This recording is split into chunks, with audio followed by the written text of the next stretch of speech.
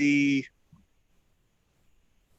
is the August meeting of the St. Louis Unix Users Group, and I think it's Wednesday night, so that makes it the main meeting. We have a tutorial tonight on Emacs from Steve. We'll take over in a second. And after that, we'll have a short break, and then we'll pick up with Michael talking about all things SUSE and Cloud Tech. So Steve, I'll turn the floor over to you for Emacs. All right. Can everybody hear me all right? Can you bump your volume just a bit? I have no idea how to control the volume on this. Click the caret next to the microphone button, go to audio settings. Wait a minute. Okay. And raise the fixed bar up a little and then check automatic again. That seems to raise your base volume, but yet still reduce it, when it's just getting too loud. All right. Okay, I've got computer audio connected, or I can pick phone call, but that doesn't seem, no, there's nothing to adjust here.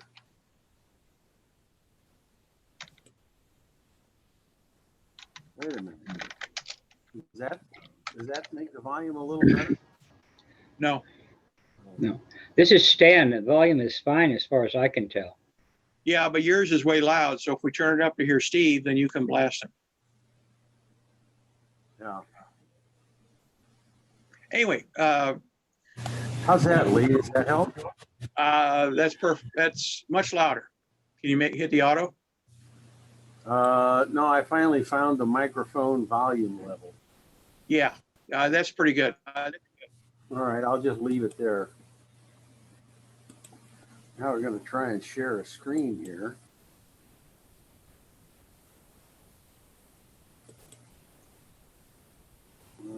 Share.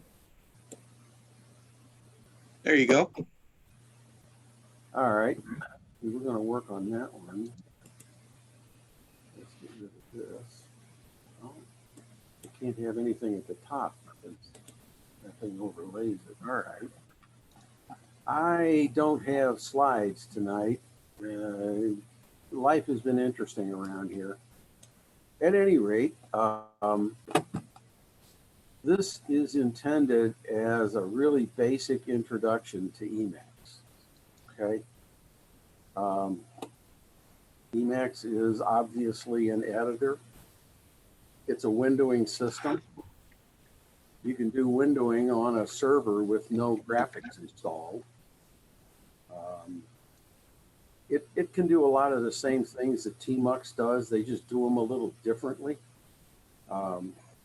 It can be an IDE, an integrated development environment. In fact, as far as I know, it was the first.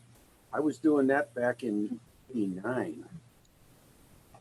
But a lot of people have got it's a complicated editor if you want to make it complicated. There's no need to do that if you don't want to. I don't know, it has thousands and thousands of commands all lined up in a row, but I've been using it for 30 years. I've never hit all of the commands, haven't needed them. Okay, one of the problems that Emacs people have with Emacs is that it uses a lot of control keys. Okay, like if I set my cursor here and I want to go down, I hit Control N, Control P for previous, F for forward, which is to the right, B for backwards. I don't on my system, but you can use the cursor keys on your keyboard if you want. That's the default setup. That'll come up. The control, up, down, left, right is the default setting. And if you got a keyboard with, the up, down arrows and things on it, that'll work by default too. And I used to work with a guy. He absolutely believed that the screen editor on IBM's 3270 was the world's greatest editor. And that's just hard to believe, but oh well. He started off all his code with, like pound define bits per byte, just in case he had to port it somewhere. Give it a break. But Emacs has lots of control key commands. You can stick with using the, the cursor key, the, up, down, left, right, and probably open a file, close a file, save a file. Those are all pretty simple. Those are pretty much the basic ones. You can add more as you get into it. You can add an infinite number of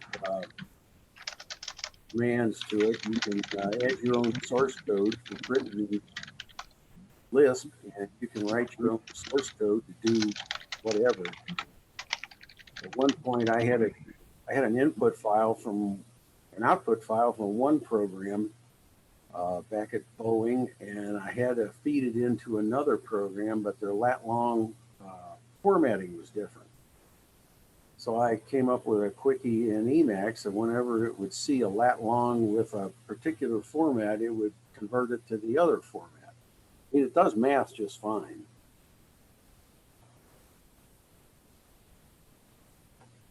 The easiest way to start Emacs, well, you can always click on the icon on the screen. Once you install it, there'll probably be an icon on your screen. If not, just open a command line and type Emacs.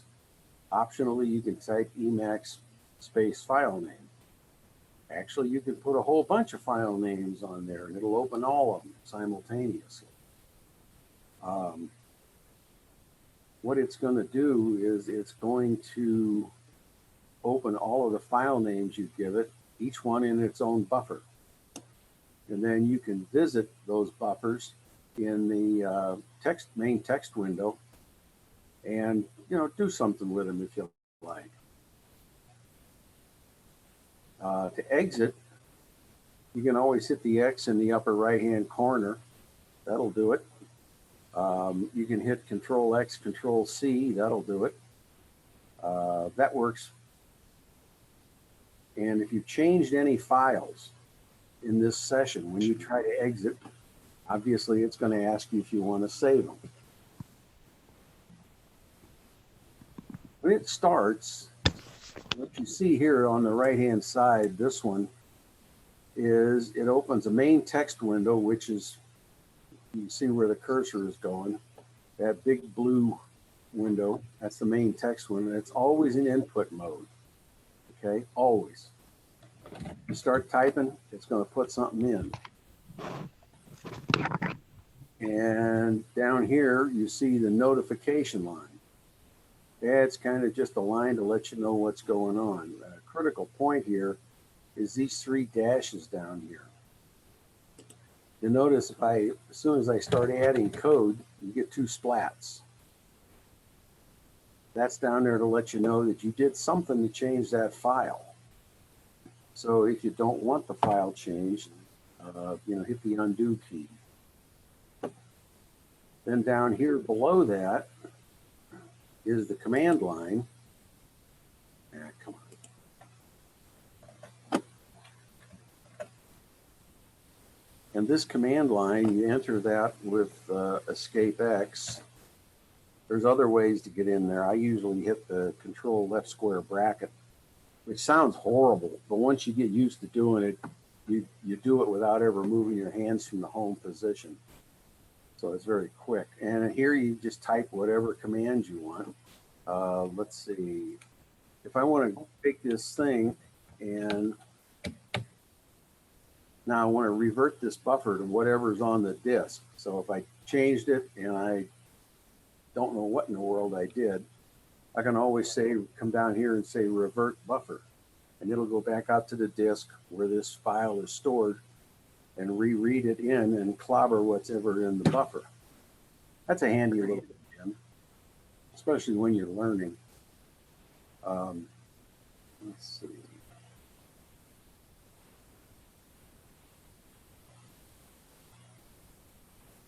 Okay, here you can see on my text file here, you can see these are some commands. How to save a file. If you hit Control XS, SAM, it saves it under its original name, just overwrites. If you hit Control X W, then it's going to ask you for a file name, and you put in some other file name. It'll write that file, it'll put that buffer into that file, and then leave the original file on disk undisturbed. And here's your up, down, left, right. And I know somebody's going to say, oh my God, Vim is so much easier. And I'm going to say, we can agree to disagree on that, you know, but that's mostly personal preference, you know. If you open Emacs, by the way, on a desktop system that has graphics installed, you'll get this right here. If you, hang on, let me bring up, come on, open up. Now, if I take this by SSH,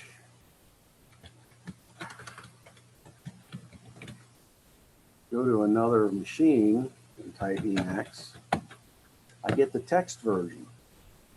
You notice they look very similar.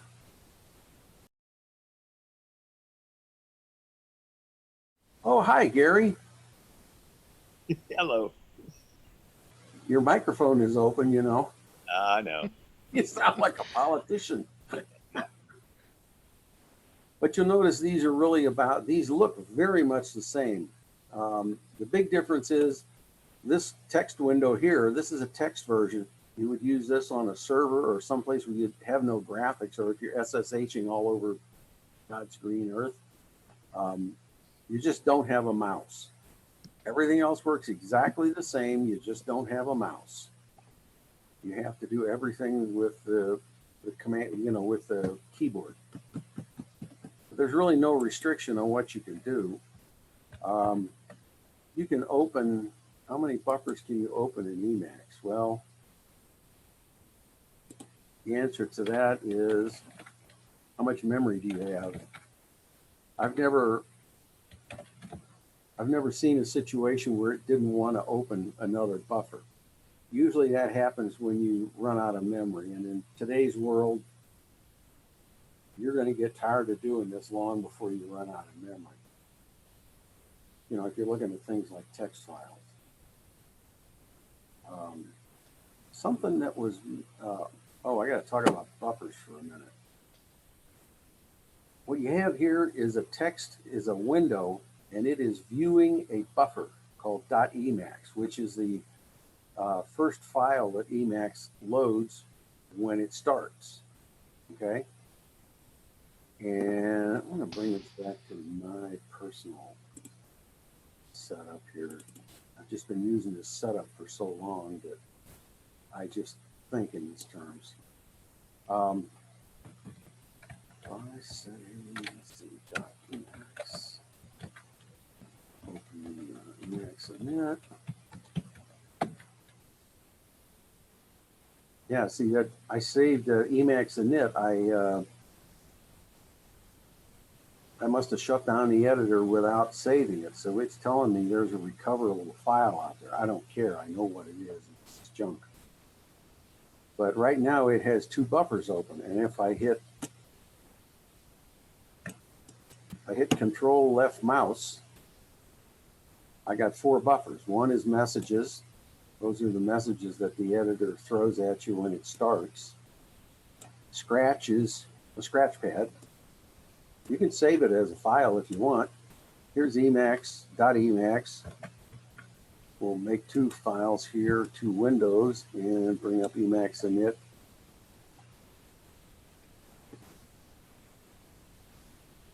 And what you have here is now we've got four buffers. We've got two panes. One pane is looking at .emacs. One pane is looking at Emacs init. And you can, you know, have 50 of them, drive yourself crazy. Strictly up to you. You can split these windows any which way you want till you go crazy. Yeah, there's some limits, but let's see.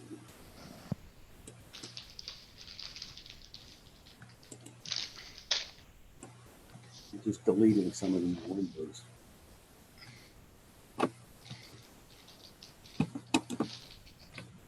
You'll notice that this window's got long lines in it,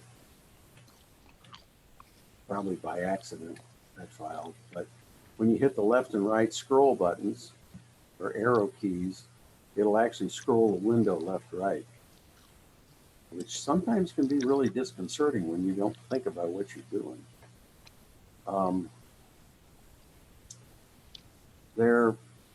Of all the buffers that are out there, like right now, I've got this main window looking at the buffer .emacs, and that's what it's set up. Whatever buffer is in here, it's the only one you can change. The rest of them are safe. No matter what kind of horrible things you do to this buffer, the other ones aren't going to get messed with. You have to bring a pane and go look at them in order to do something to them.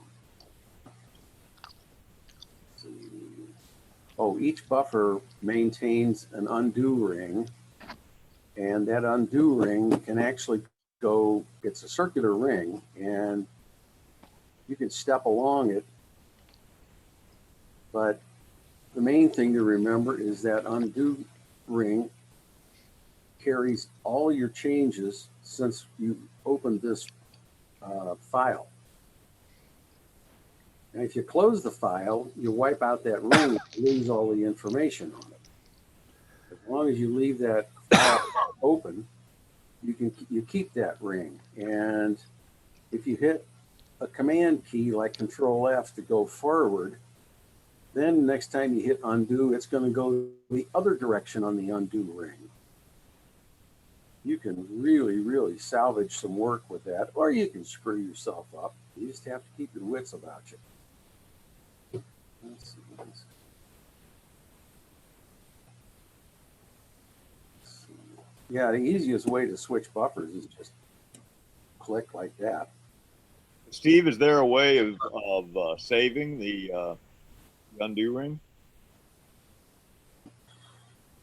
I bet there is, but I've never tried. I don't know what the command would be, but you probably can. I've never seen anything that you actually couldn't do if you worked at it. The undo ring only, you have to understand, it only has meaning in the context of the buffer that it's looking at. Right. Because we've got 4 buffers here, and each one of those has its own undo ring. You know, so if you hit undo in this buffer, you'll get, you know, one command back in this buffer. If you go over to the other one and hit undo, it'll go back in this key ring, this undo key ring here. Easy question, Steve. Shoot. How do you manipulate the colors? Because I have color blindness and I'm having trouble reading your screen. Oh, well, that's easy. I will go to this user.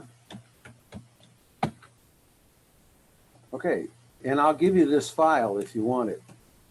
This .emacs file. Mine are typically hundreds of lines long and have got stuff in them from 30 years ago.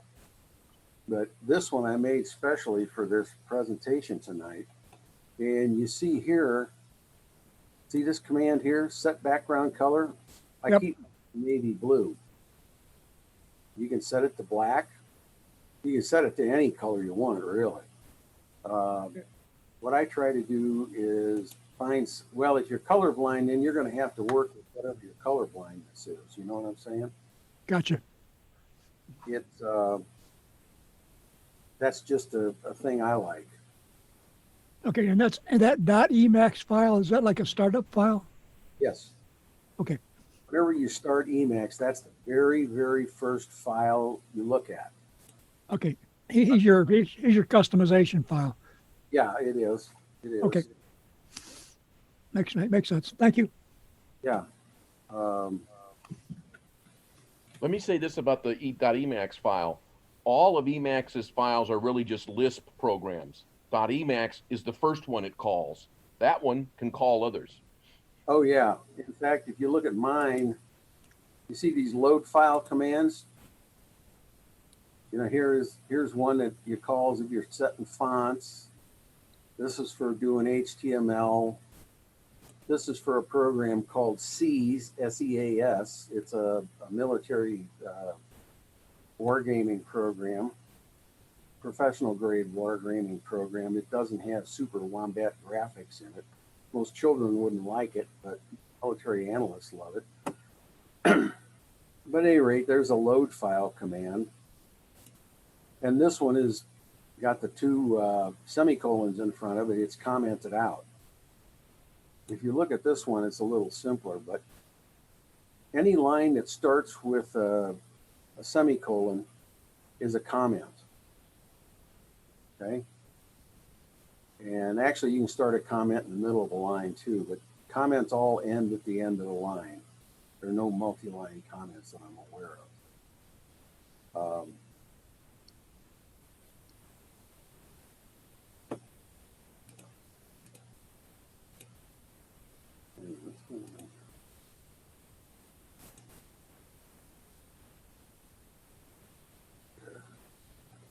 Sometimes Zoom just irritates me. Oh, well, I'd like to have a list of everybody on the screen, but I can't do that while I'm talking.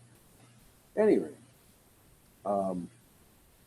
you can set these. Oh, God, where is that?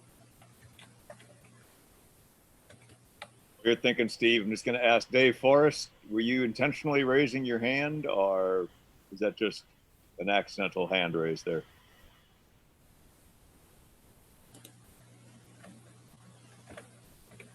Dave Forrest. Must be accidental. Okay, thank you. Here's a list of all the colors it could do on this machine. There are duplicates in there. It's got like 100 shades of gray, whatever.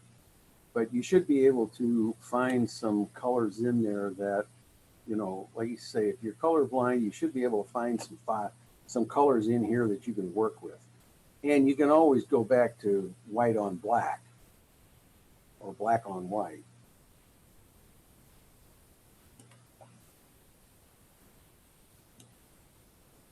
Now you notice, oops, I've got that set too tight. I need to stretch that out a little bit. This one right here, the status line, it tells you it's 6:52 p.m. and it's in Lisp mode, LASP.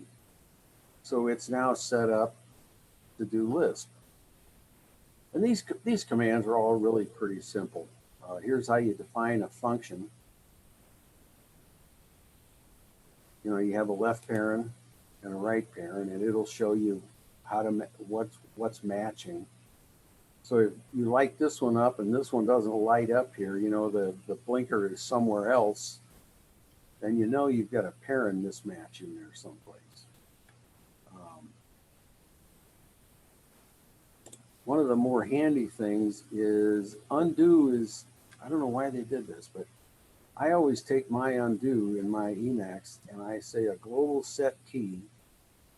That sets a key. I want to use the insert key, and the command I want to execute is undo.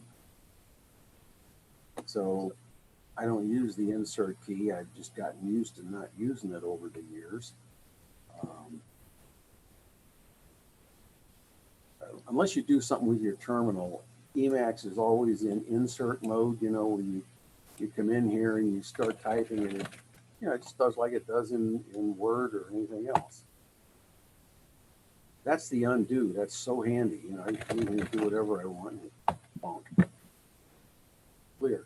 You'll notice this down here is clear now. As long as those 3 dashes are down there, the file has not changed. And anybody who wants this file over here, I'll be happy to email it to you. And, at some point, I think I'm about done here with simple stuff. If anybody's got any questions, throw them out there. Steve, this is Stan. Why don't you just post it up on Discuss? Yeah, I can do that. Thank you. Yeah, I'll just do that. I'll post it up on Discuss. That's a good idea, Stan. Thanks for reminding me.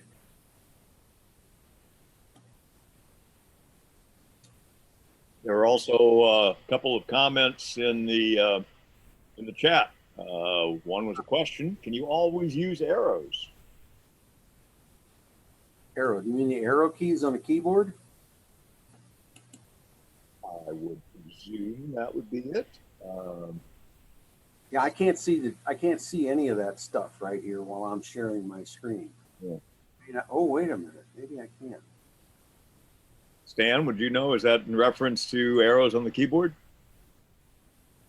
Yes, that was a reference, arrows on the keyboard. When Steve went to that remote site, he was saying something about it was limited somehow or another, and he was. When you That's come when he first. through SSH, of course, you don't have graphics. Right. Use SSH minus capital X, then you do have graphics. It will throw a graphics window back to you. You know, assuming that the host you're on has graphics on it.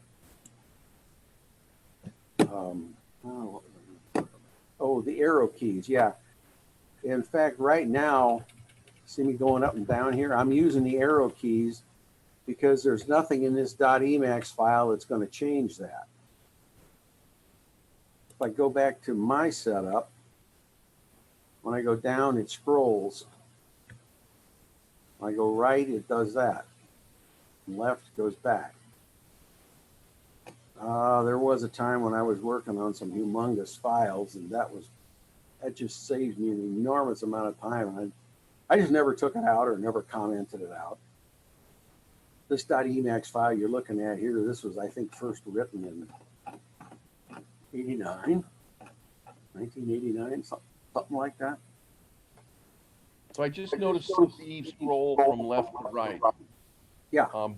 My default behavior is word wrap, but obviously that's a setting as to what do you want to do with long lines that don't fit in your window. Do you want the window to scroll, or do you want the lines to word wrap? Yeah. See, here it is. I still got word wrapping still turned on, even though I can scroll left and right.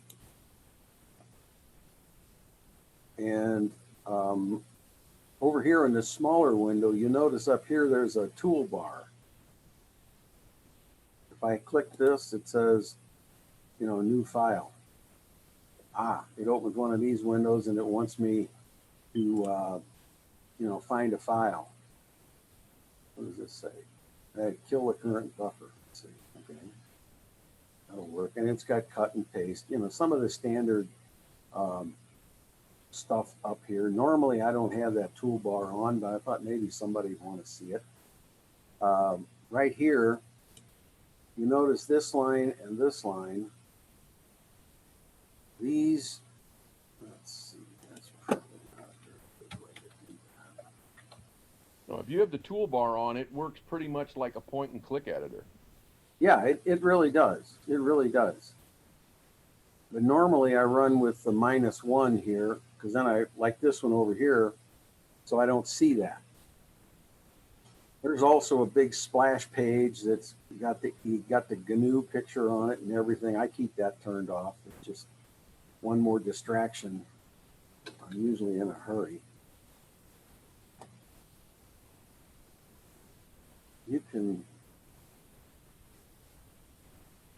if you want to use it as an IDE, you can run compiles in here, and it'll go back to your source code, and you can jump from one error to the next, and see what's going on.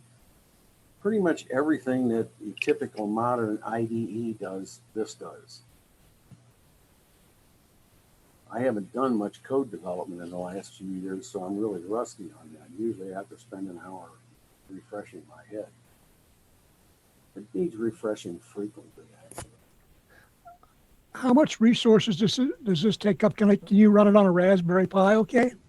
Oh yeah, I run on a Raspberry all the time. Okay. Which level of Raspberry Pi? Shoot, hang on a second. Let me get over I measured it the other day just because I knew someone was going to ask that question. If so, what Steve keeps saying, if you SSH, you don't get a mouse. You don't have to SSH. You can launch it with a -MW, and it'll just take over the terminal that you're running in, or you can run it without the -MW, and it'll launch its own managed window. I did a PS on both of those guys. Without running in the native window, it took up like 300 megabytes of memory. And with the managed window, it took up like 500 megabytes of memory. Yeah. Let's see. I'm surprised there's not a built-in SSH client. Like there probably is. You can Oh, get. there is. I mean, it does wonderful things.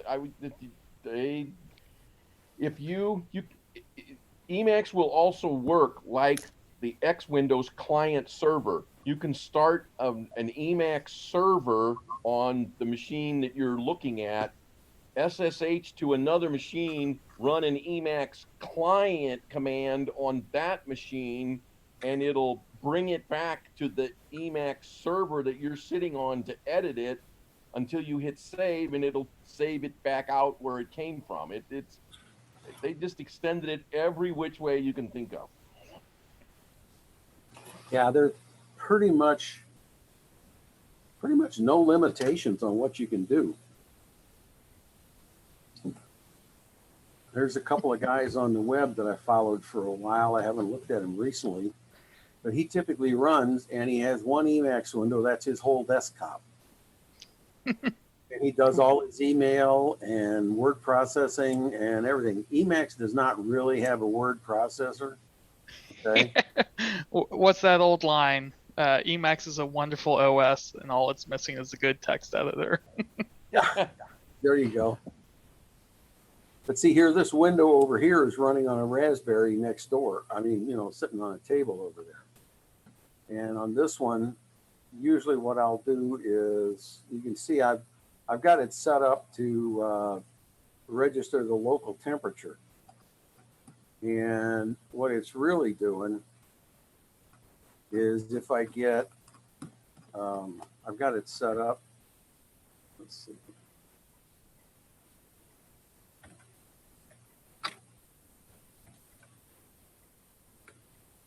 Here we go. I've got it set up so that whenever power goes out, of course it shuts off. It's not on a UPS. And whenever power comes back on, it starts clicking again. You can see it here. So I use that to kind of keep track of, whoops. And we had a power outage on September 6th. Never mind. I was playing with it that day. I know I was. So God only knows. But that's just something I do with that Raspberry. But you can see the Emacs works fine.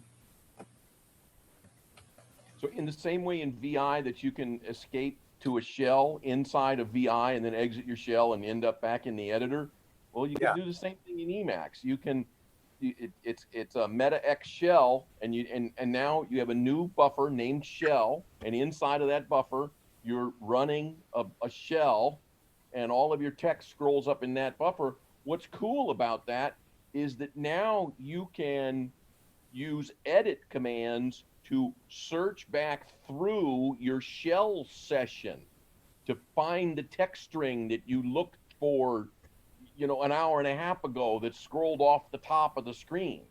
Mm-hmm. That's what I'm doing with this window here, as you see. I mean, a lot of other, X terms and everything else. It's like, how many lines of scroll do you have? It's like, well, whatever you set up when you established the terminal. Not true in a Emacs buffer. How many lines of scroll back do you have? All the way back to the beginning of this session.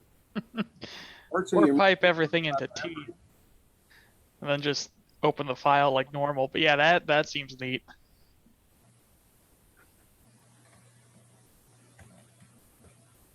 See here, I can write this file out, this one here. Let's see. We'll call it junk. And if I get out of Emacs,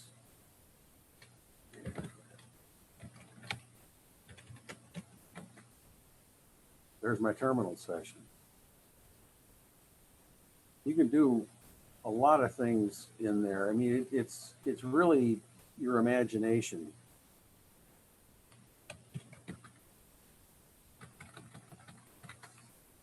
Now that's the shell, which allows you to run a shell on this command.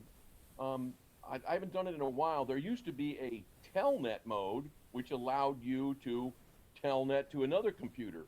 So there's, I haven't checked recently. There's probably an SSH mode, which opens up a buffer and allows you to SSH to another machine in that buffer.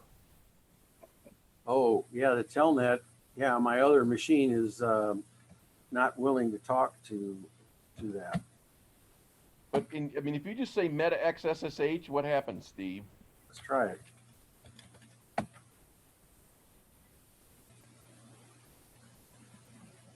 Not much. Okay, it's missing off the bottom of your screen. I need, wait a minute. My cursor's covering up your cursor. Yeah, I don't think it. What happened here? Okay, now we've got a clean window. If I say meta x SSH, it inserted into this buffer. There must not be an SSH command.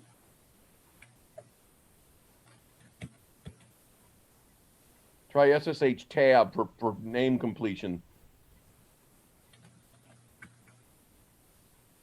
Yeah, never mind. Forget what I said. There was a telnet mode, but I'm not sure that there's someone. Someone can write an SSH mode. Well, the telnet mode is here. See, it wants to open a connection. If I tell it to talk to my other desktop, and I can't type, that's part of the problem. You know, the other machine won't respond to telnet. It will only talk SSH.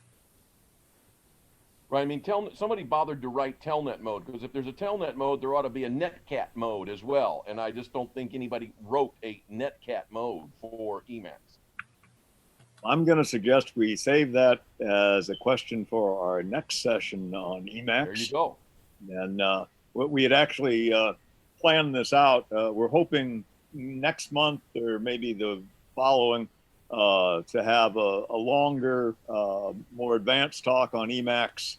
And so the idea was to do the intro tonight so that those who have either never done Emacs or been away from it for a while could kind of ramp up and be in a better position to enjoy the more advanced talk coming up. So we'll save those more advanced questions for the more advanced evening. So yeah, I'm just in the process of composing an email. Let's see, I want to send it to discuss. Recipients discuss. Select general discussion. And where is that here?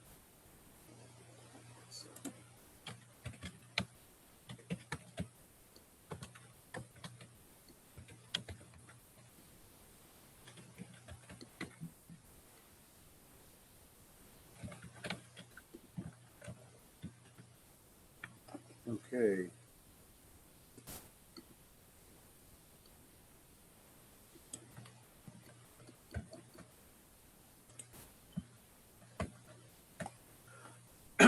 Okay, I'm just sending this email.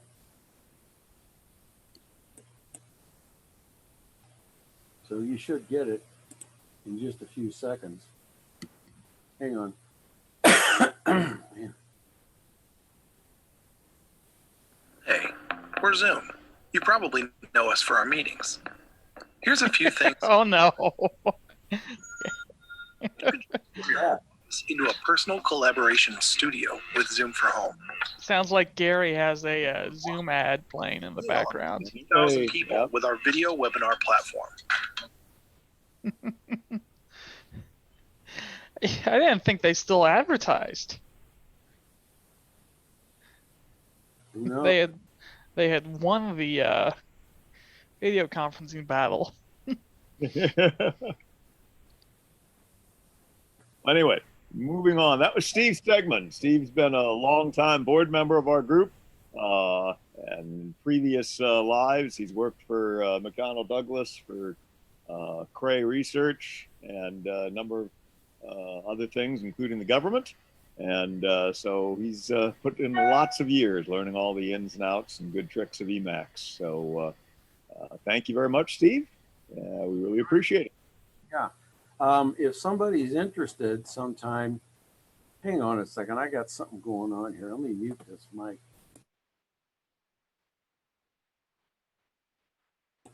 I got something going on. If anybody's interested in going farther with Emacs, what we probably ought to do is have a very basic Lisp class, because that's how you can add your own code to it. Just write your own code and go for it. And but that's a handy way to, just do a really basic Lisp class. Most of the stuff I've ever done with it is really basic, but you can define functions, and functions can call other functions, and it's a programming language. What can I tell you? How did you know I was looking at Practical Common Lisp book? That is the link I just threw into the chat, because that hyperlink does not look like a Lisp link. Gigamonkey.com, what? Okie Yeah, But yeah, Practical Common Lisp. Look at that. yeah, but the URL is gigamonkeys.com/book for some reason. Yeah.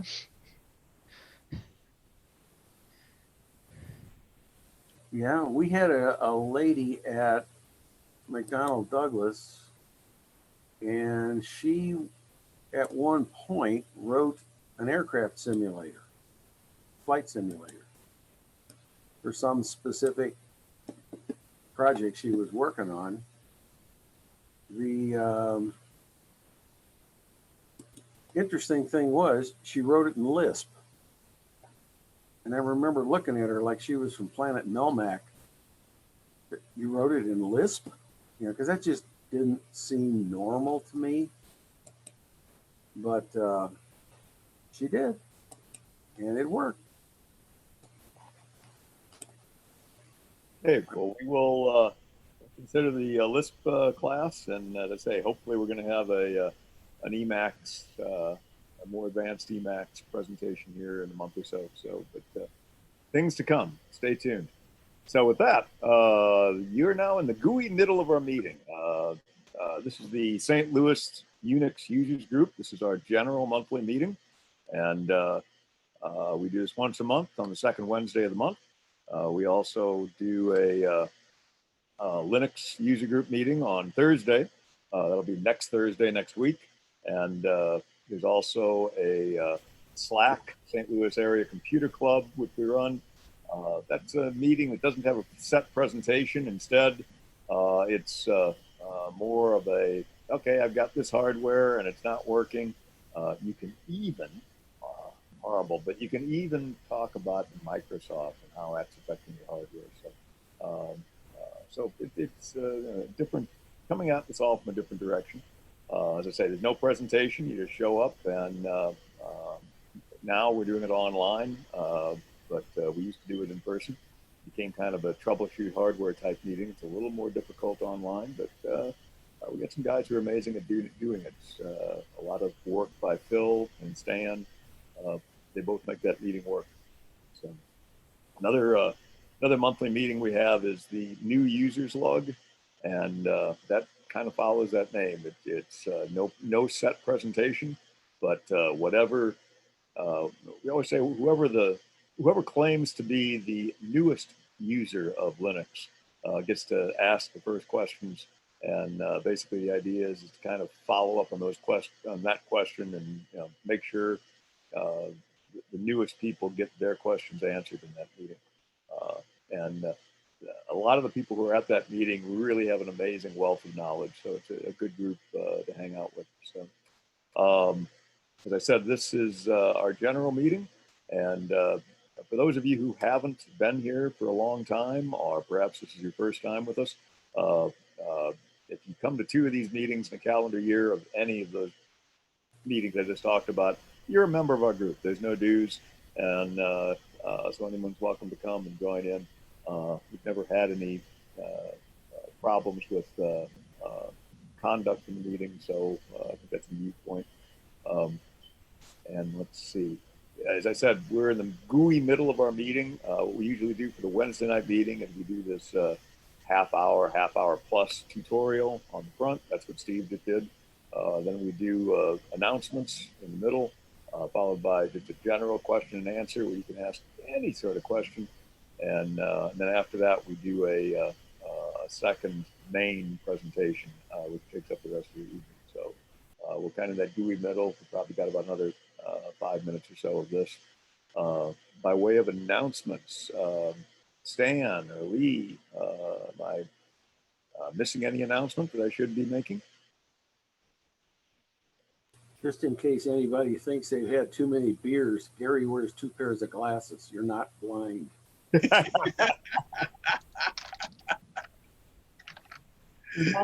My version of bifocal. I constantly lose glasses, and so for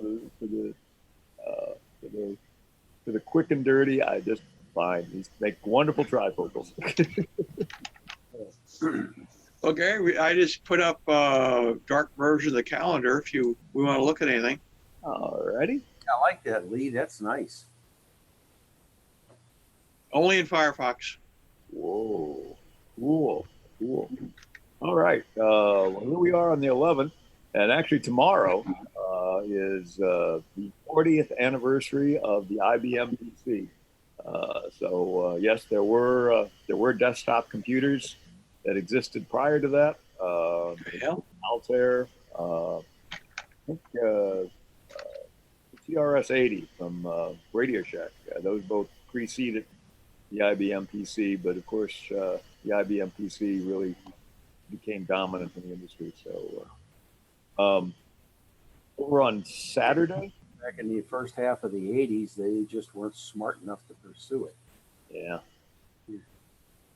On Saturday, it's Free Comic Book Day. That's an annual event, and participating comic book stores will have some particular issues which are free, deliberately printed just for this event, and usually have something to do with the movie, but since the movie industry is so unusual this year, there may not be a movie theme. I'm not sure what they're doing this year.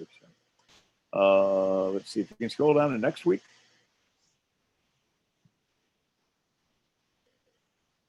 Tuesday and Thursday, Tuesday through Wednesday of next week is the GIS in Missouri State Conference. It's held in Columbia, but it's also being done online. So obviously GIS, Geospace Information Systems, it's kind of an in thing in St. Louis. St. Louis is the large national geospace center. And so they're expanding that, and there's potential. Well, there will be a lot more job openings coming up in that area. So a lot of interest at the universities in getting more involved in GIS. So, Gary, this is Stan. One point, you missed the anticipated release of Debian 11 Bullseye on Saturday. Yeah. Okay. That may be significant. Yeah. I do have a question. Just what kind of stuff goes on this calendar? We used to just put local events. So there used to just be physical meetings here in St. Louis or in the area. I mean, we had events going as far as Springfield, Illinois, and sometimes as far as Kansas City, but usually it was somewhere between Columbia, Missouri, and nearby Illinois. But with the advent of COVID, so many organizations have gone with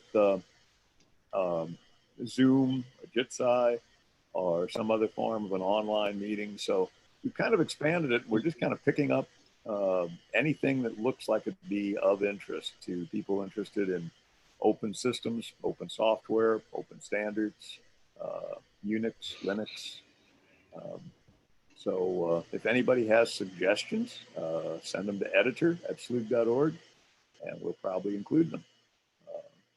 And yes, I know Tyler is in the group here. Tyler is going to be helping out, taking over, and I've said that for a couple months. It's my fault for not briefing Tyler and getting him set up to run stuff on the calendar, but he's going to be helping maintain this soon. I hope. So, I miss anything with that definition, Stan? It works. It works for me, and what I don't like, I'll just delete. Yeah, I mean, we're looking for ideas on how to better do it, especially now with the age of, as I say, it used to all be physical meetings, and we may need to find some way of indicating more easily which ones are physical meetings and which ones are online meetings. I mean, if you go into the text of one of these one-line descriptions, the longer thing, if you click on it, it'll tell you if it's a physical or an online meeting.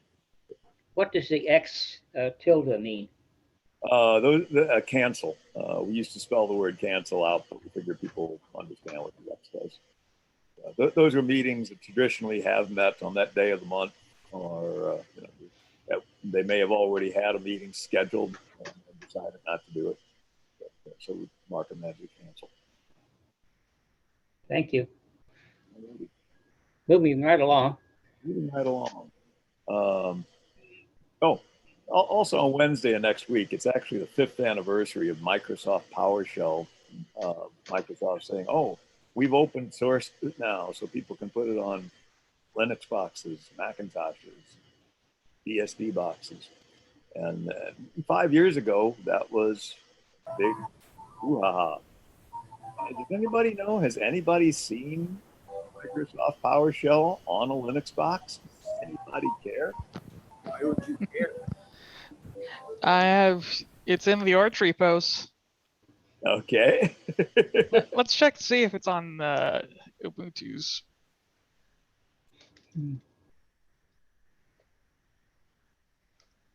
I don't care. While he's looking, and also the other thing we put on here, anything you see with your date, usually for a 4-digit year, or something with the word anniversary or anniv after it, they're just of historic significance. Usually have something to do with technology of some kind. So obviously more of an interest in computers. So. Now that 10th anniversary Tim Cook thing, was that the 10th anniversary this year or last year or the year before? If you click on that, Lee. Uh-oh. Oops. Anyway, the longer version of that title line, which you can't quite see in this small format. Which one were you talking about, Gary? Sorry, I thought I was. Anniversary of Tim Cook. Wednesday the 25th. You're breaking up. I missed it. Wednesday the 25th, 10th anniversary, Tim Cook. I don't know why it's not doing a pop-up for some reason. It wants to bring up my calendar with a pop-up over there.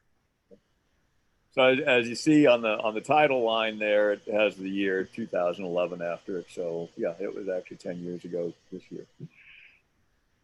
That's a good point. Every now and then we forget to remove the word anniversary, and sometimes we have it still there a year later. So good catch. Going back, that day also is the 30th. Happy birthday, Linux. Yay. La, la, la, la. I have to throw a party this month.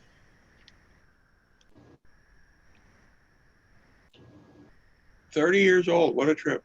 Woohoo. Did you put one on yesterday for Happy Birthday, Missouri? There were. We didn't do it, but I know out in the city of St. Charles, which is where the first capital of Missouri was, they did have a party in downtown St. Charles yesterday. time for questions. So general question and answer. You can ask any question you want. Have a heck of a lot better chance of being answered if it has something to do with computers, networking, something like that. So, questions? While people are thinking of their questions, Gary, yes, sir. it's Jonathan. Dante couldn't make it to the meeting tonight. He wants to know where I can send him the recording. Will the recording be posted? Yes. It'll be on the SLUUG.org homepage. There's a line, I believe it's over on the right, that lists the archives of the recordings. Good. Stanford, you had a question? Let me hit the button. Yes, I did. Yeah, I did. The main talk's going to be on SUSE, right? Yes, it is. But mine is a more general question. We're teaching a young man like an intro to Linux course, and we were showing him GNOME versus XFCE.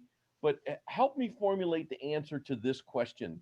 What is the difference between your desktop and your GNOME shell?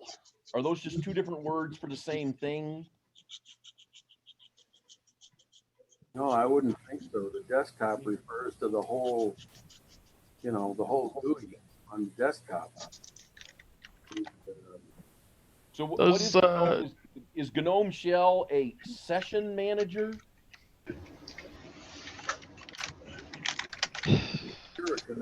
Yeah, maybe. Like, I know they have their own launcher, and I think that might be called the shell. Yes, it is. GNOME shell is a graphical shell of the GNOME desktop environment, starting with version 3, released on April 6, 2011. It's the GNOME window manager. It's the window manager. Okay. Yeah, which is a desktop, but that might be confused with the place where you put all your folders and launchers and stuff, since they don't have that anymore.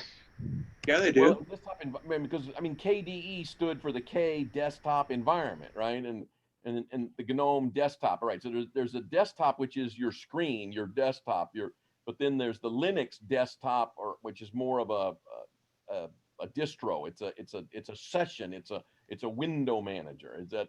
No, not quite, Stanford.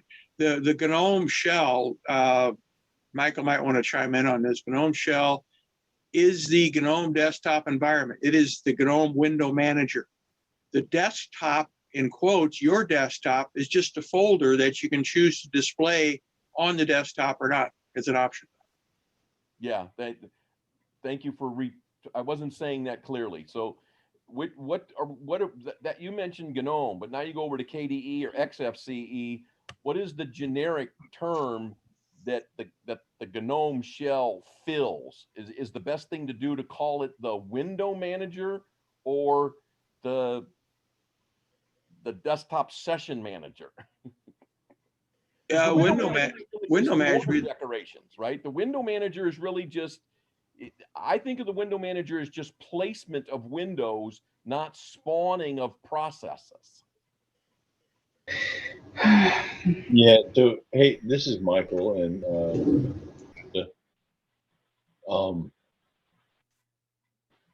I typically look, and if you look at it from a console access level, you can switch between TTYs at console access using Control Alt and then your appropriate F value character, and get between F1 and F2 and F3, and you can go between anything. One of those is your desktop viewer, your display manager, whether that's GNOME, KDE, X11, or if you just want to call it your Windows manager. It is your process manager. It is your desktop. It's what allows you to interface and gives you kind of that graphical user interface. It is not the base thing that your system is doing. Your system is running Linux. Your display manager is a secondary process that is running on top of the Linux kernel.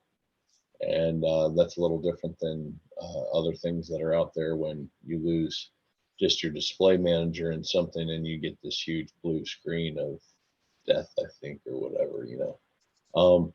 But no, that happens, and that's more of like the whole system, whereas the display manager is a process that's running on top of the Linux kernel that allows you to have access. So typically when you look at any other desktop provider, they don't give you root access to your system and that kind of level of privileges. You're just given that GUI and then privileges from there. So that's kind of the difference in how I see it. Does that make sense, guys? Yeah, but the display manager, GDM and KDM, whatever, those are usually the login managers. I'm thinking that the word I'm looking for is session manager or window manager, even though GNOME calls it their GNOME shell. All right, we beat it. You guys have given me some info. Well, maybe when we get into SUSE, but it's more of an issue of your desktop, not your distro. All right, I'm done. Yeah, absolutely. And I would say it's your desktop, but what I was trying to paint the picture of earlier is your desktop in Linux on top of the Linux kernel is not the only thing that's running, right? You can lose your desktop and still have your Linux OS running and your machine still doing things. Oh, it's better. It's worse than that. The GNOME shell is the most unstable part of GNOME. You can lose your GNOME shell, and then all of your windows are there, but they're unmanaged. And then the GNOME shell says, "Oh, I died. I need to restart again." It is the most leaky, prone to restarting in the middle of you're doing something important. All of a sudden, the shell borks and restarts itself, and you have to sit there and wait for it to start so you can manage all your windows again. So the first part about passion is we got to identify passion for people that want to work on the projects. Thank you for volunteering yourself tonight. No, I'm volunteering to use XFCE instead of GNOME. I'm having fun. Yeah, no, I understand your pain. I was just trying to merely paint the concept of what a desktop, whether it's KDE, X11, GNOME, whatever it is, it's a process on top of what you're actually doing, right? So it's not the entire computer. You're not going to crash it. You can still have things going. It's just that process that's running on top, and you can get to other sessions at the console level. So, all right. This is Stan. Stanford, are you dealing with a Red Hat environment or a Debian environment mostly? In my case, the one that works all the time is Ubuntu based. Okay, I suggest you run NeoFetch, NeoFetch, and that'll give a breakdown of the Windows Manager and a number of other things that kind of puts it in order. That should help you understand what combination of things are being run.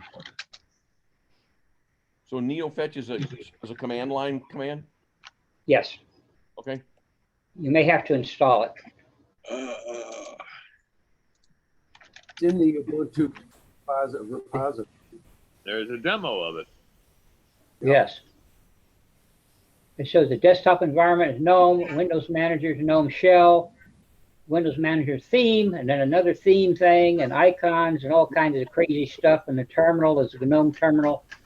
That gives you a listing of all the stuff that they got jammed together that makes the interface that the user is going to be dealing with. This answered my question. The GNOME shell, what GNOME calls its GNOME shell, is a window manager. Thank you. The picture thing? In my mind, that's a really poor naming convention. Yeah, and that's my point, that the window manager and the desktop environment are two different layers. Yeah. Now, I'm running, my desktop environment is LXDE and the window manager is OpenBox. You know, it's just running on the Ubuntu. I've used them for years. All righty. Glad we got somewhere with that. Got one more question here that somebody submitted on the chat, and I'm going to make the quick announcement. First, I'll read the questions from Jonathan Gray. His question was, that Slack group a real Slack app group? Question mark. And so you're thinking of what the answer to that should be. I'm just going to point out as a way of an announcement. Those of you who either, if it's your first time here with us this evening, or if it's your first time back in a long time, we're just curious as to why you're here tonight. You find the subject matter tonight intriguing, or did you just happen to find us on Meetup, or searching around on calendar, or so? If you want to answer verbally, you're more than welcome to turn your microphone on and say something. If you'd rather just type it in chat, you can send it to everyone, or you can send it to me, Gary, or you can send it to Stan Reichert, one of the names there on the list as well. And Stan's usually the one who keeps track of where we picked up newer users. So back to that question from Jonathan Gray. Is that Slack group a real Slack app group? And I don't remember which Slack group was mentioned. Does someone remember? No, the answer is no, Jonathan. What we talk of Slack is the St. Louis Area Computer Club. Slack. Okay. It was instead of being a special interest group, it was a generic interest group that was subsumed by the St. Louis Unix Users Group. Yep. Yeah. It was actually older than our group. The Unix group was formed later, but the Slack group, we believe, is probably the oldest computer club in St. Louis. And yeah, that was the idea. It was just any kind of computer back in those days. Bring it on in, and had a room full of guys who just loved working on the old equipment. And, so yeah, but we still do it. And as Phil and Stan can tell you, sometimes it's some amazing equipment. Sometimes amazingly new. Sometimes amazing that it still runs. But it can be a fun evening, fun event.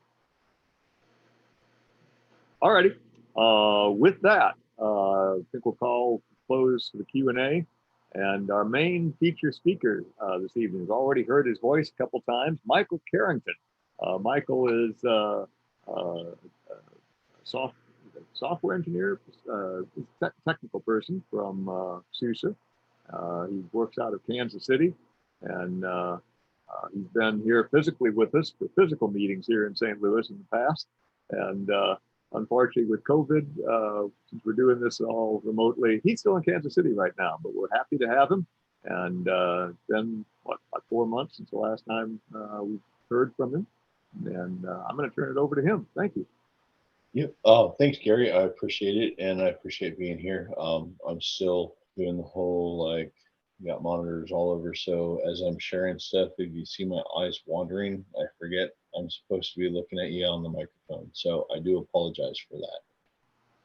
But I do have a couple slides. I want to show you some 4 basic slides on the 4 things we're going to talk about: Kubernetes, SUSE Rancher, kind of leap to SLEE, what was talked about, I think last week, Lee, and some conversation around that. And then I wanted to get you guys in the groove of kind of like configuration management and just kind of see how it applies to what I'm doing. I have a small environment, a lab environment that I'm going to explain throughout the whole process. And then I'm going to show you kind of some configuration management salt commands and kind of how it can help on scale type of issues. So just hopefully some good demo points, some good conversation. If there are questions, go ahead and write them in the chat. If you're going to interrupt, please interrupt. And then because I'm male, I'm going to lose track of where I'm at. So you're going to have to remind me, and I'll hold you responsible to that. Real quick, Bob, who had the issue with seeing the screen, I've set all my bash settings and everything to black and red. Is that going to be okay?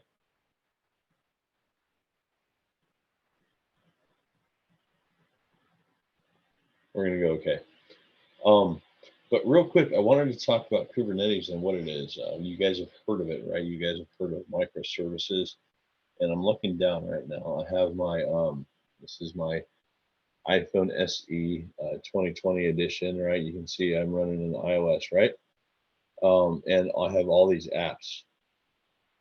Not anything that's uncommon, right? But what exactly is microservices?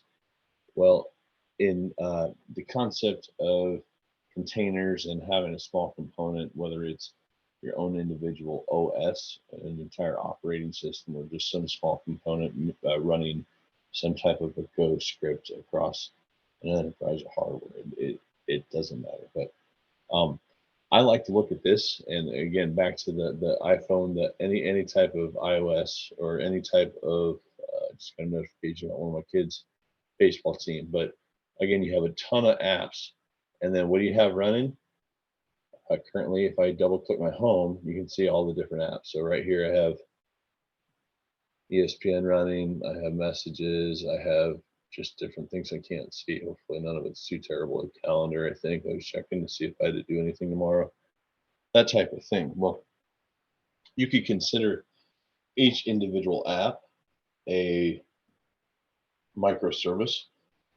And that's exactly what it is in the form of an individual device, right? And so this is an IoT device, right? It's Internet of Things. It's kind of on the remote edge of a network. I'm not going to serve anything off of this. It's always just going to be a consumer of data. It doesn't, though, do things at scale. So that's the only difference of this concept. So again, like if we're looking at scale and I was looking at the number of apps to scale for that, that doesn't apply, but I wanted you guys to kind of see that. Another common thing that we go through on a daily basis, and you might not think of kind of a microservices or an OS-based app thing, is our cable boxes. Those boxes are on a finite set of hardware. They have different things that are running. Those things have morphed into smart TVs. And now you can run through different apps. You can spin up that application, right? Spin up that service. When it's done, you can close it, right? If the hardware allows it to run, it can either pause it or do whatever, lower the priority in Linux, or do whatever you need to do appropriately to kind of squash it. But you can run your main thing and just keep everything loaded in memory or to whatever that specific hardware component. So that's basically microservices. It's making it smaller to run smaller. However, at scale, and that's what we're going to talk about. So I'm going to go ahead and share my screen. Give me a minute to get the right one.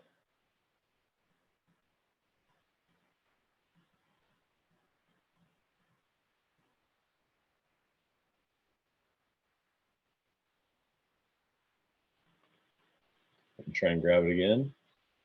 Oh, can you guys see that? Yes, sir. All right, I can't see it, so it might be something off. But here's my title. But basically, that's what we're going to talk about. And the Kubernetes 101, the kind of different things I just talked about, whether the cable box or the smart TV or the iPhone, that's an IoT device, and those play into the general Internet of Things, obviously. But let's talk about what some of you guys might be experiencing, right? Everyone has a job. You guys are doing either graphical user interface of some sort, and you have something behind it that is gathering data from either a data source, whether it's going out to the web and has internet connectivity, whether it has whatever it's doing, all sorts of scripts and different things, right? It might be as simple as what you see on your screen here, a catalog, a search, and a shopping cart, right? What you don't think about is monolithically, if we were to go to a bare metal hardware server where we would take everything and run it on a single server, tons of users could connect, right? And then it would go until someone hit a bug, and then boom, you try and fix that little bug. Well, what microservices is doing is on a per user basis, launching that little individual web server across an enterprise level of data center of hardware. So we're talking at scale, right? If you look at what Amazon or Google or Microsoft is doing in these data centers, like they have web servers. When you connect in, you're getting a fresh new web server that is the brand new applet. So brand new code, the brand new everything that needs to be read, and on the appropriate hardware. It might run on this location in this row of this server at this time, and then all of a sudden maintenance mode or something's going on, so poof, it can move over there. That's the beauty of cloud, and that's not a new concept, so I don't necessarily want to go into that. I mainly want to talk about Kubernetes and breaking it down, and what Kubernetes and the ability of microservices allows you to do is when you have a shopping cart app, instead of that whole web server having an individual, a user interface and an individual thing, you have someone coming in and you get your hitting that catalog place. You have that microservice just running the catalog. So across your user base, rather than 1,000 users all having their own individual web service or all connecting the same web server, right? You divide it up even further, and then they have their own individual catalog service, their own individual search service, their own individual shopping cart, and they can run those. And then from a infrastructure level, you scale those based on need. So as there's more people coming to your web service, obviously the load's going to go up, the resources are going to be consumed. But if you can scale that appropriately for what your users are actually doing, you can see how you can save on the hardware cost. So it's a pretty cool concept. And that's what SUSE is doing. We're doing that quite well. We're very excited about what we're doing in cloud native and everything. Yeah, hey, Michael, quick comment. We're looking at your edit screen, not the presentation screen. I was wondering if you could find a presentation screen to make it a lot bigger for people to see. The screen you share. And when you share it, it'll actually put a green bar around it, and then now that's your base screen. That's not the presentation. Oh yeah. I'm not doing the presentation mode. Okay, the comment made before, I thought you might have been. Never mind. Nope, I apologize. I am just like doing the slides. You can see my talking points and my notes and stuff here. If you don't want to see that, or you probably shouldn't. I don't know. That doesn't bother me. What I'm trying to do is just so it's all on one screen. You guys can get as much information. If you guys want to read through this later, you can. There's actually a bunch of slides over here at the bottom. I'm not even going to get to. These are more of if you need to go introduce your management to SUSE, tell them about what we do, kind of thing. So I have a bunch of that piped into it too. But yeah, I'm just going to scroll through this and click through, and it's not going to be full screen. So I apologize for that. If you want it full screen, you're going to have to convince me and teach me about time travel and go back about 45 minutes. So, fun joke, no. Will the slide deck be available to everyone later? Yes, I'm going to send this to you. Again, there's nothing out of the ordinary, nothing you can't share or anything. Yep. And you'll have it.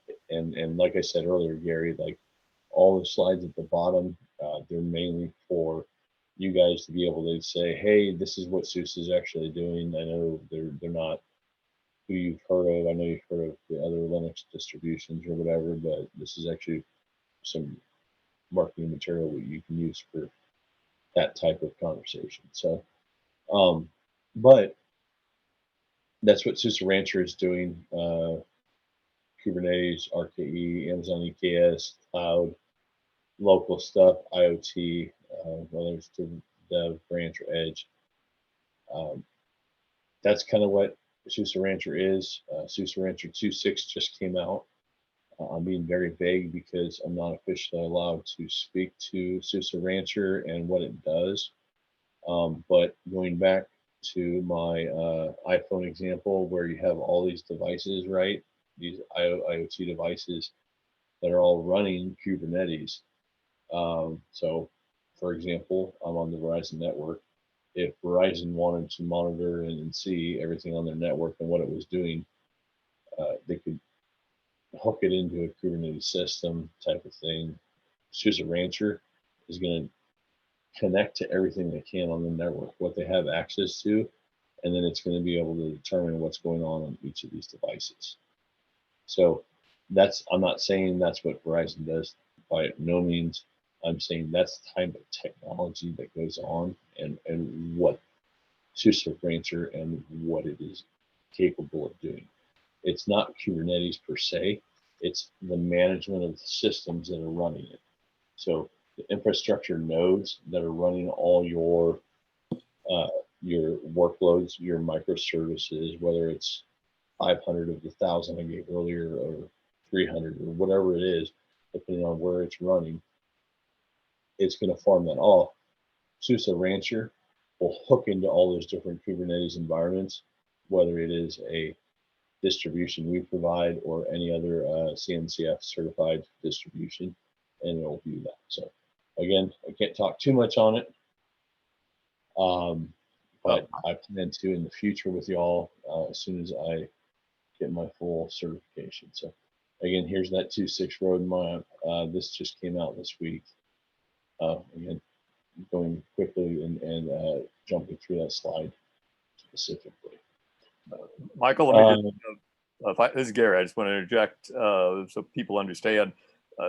It is not that SUSE is not releasing information about Rancher. It's just that they want to make sure that their spokespeople, their employees, before they start going into details on it, don't. Michael has to finish getting certified within the company as you know, being someone who can speak to what Rancher does. And this is partially because Rancher used to be an independent company, and what was it, 6 months ago, they were bought by SUSE.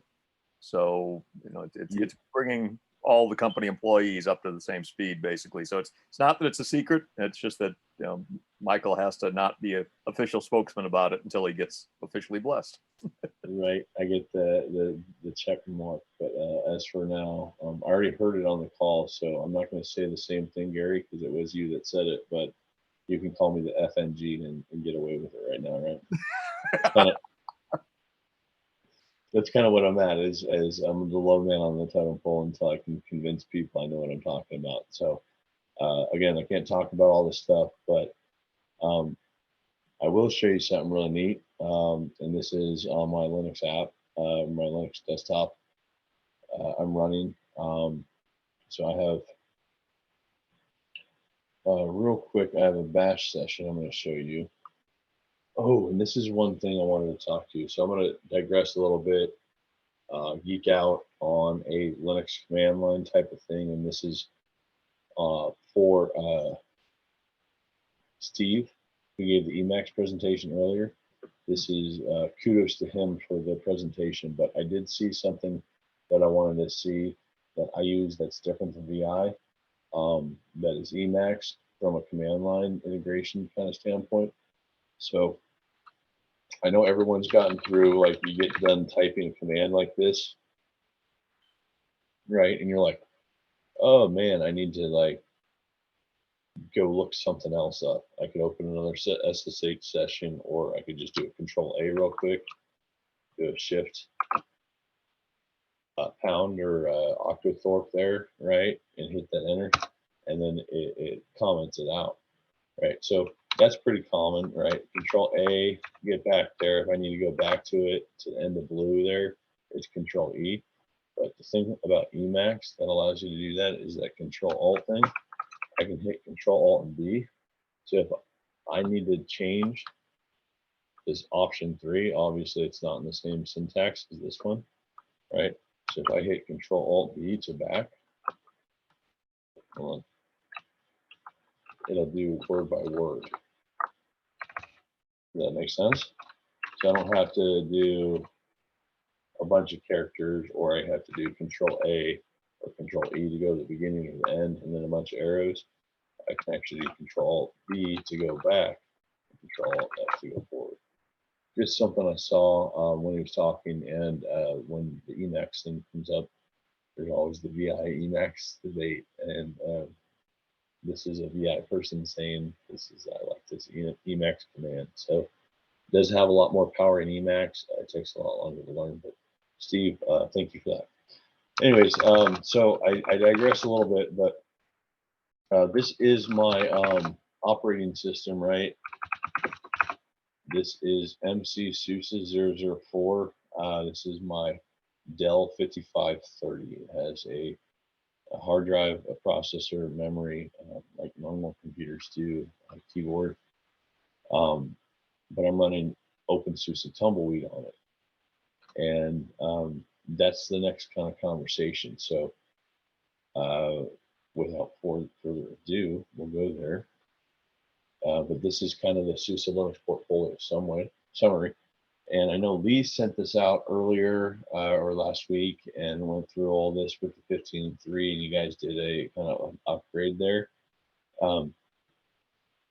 That's awesome. I'm here to talk about how you can get people doing OpenSuSE Tumbleweed or Leap, and then when push comes to shove, get to SUSE Linux Enterprise. So you might think, where does that necessarily apply?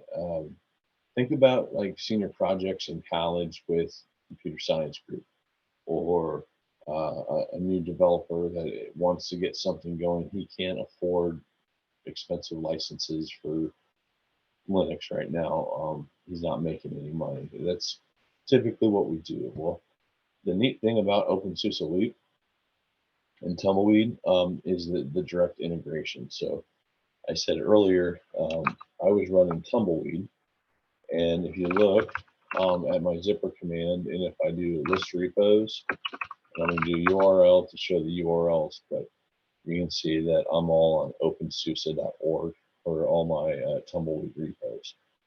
The only difference between Tumbleweed and Leap is the rolling release. So when code gets updated, I get packaged on a daily basis, and then a Tumbleweed rolling kind of, right? That's what a Tumbleweed release is.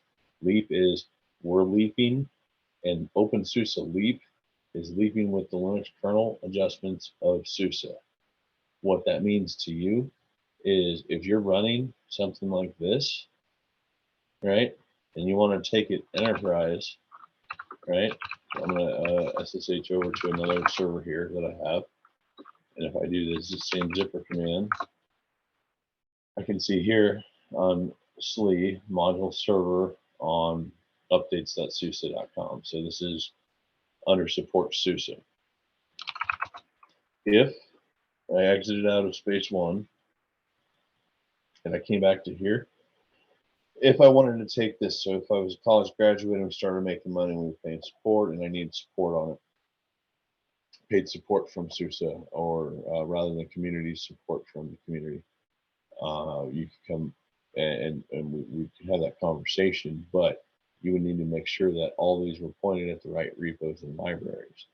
And that is the neat thing about SUSE Connect, is I am here again on my Tumbleweed OS right here, MC SUSE 04, and then SUSE Connect is what you use to register to the SUSE Customer Center at SUSE.com, and you can use your reg code if you need to deregister devices to get them off your subscription list.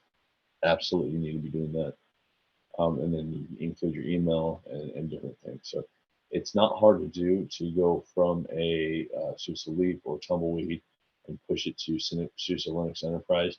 You just need that subscription code. So again, going back to the conversation, OpenSuSE is free. If you go out to OpenSUSE.org, download Tumbleweed or Leap, they're free. You can use it. Community support is out there. It is that close to SUSE Linux Enterprise, and the only thing that's different is you're pointing to a Leap repository versus a SLE repository. They are mirrored in a nutshell. However, there's always the potential for changes. However, the goal of the communities are to keep intact. So I hope that makes sense. So yeah, so that's your kind of path. I brought this slide. I found this slide the other day, and in the future I saw this Liberty thing, and I'd never heard of it. So this might be news to y'all. It was news to me a few days ago when I saw this. I haven't gotten more information on it, but this is our OS to combat the CentOS thing. Real quick with the slide on CentOS, with what CentOS did, and they offered the Red Hat subscriptions. It's not what you think. If you read the fine lines of their support services, it's 10 Red Hat licenses or subscriptions on one host.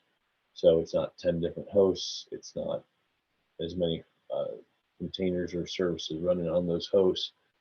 It's one host with 10 Linux containers running on it. So it's not a lot. It is something, and alternative to that is definitely OpenSuSE LEAP and Tumbleweed, because you don't have to run into any of those shenanigans. And when you make money, we want to make money with you.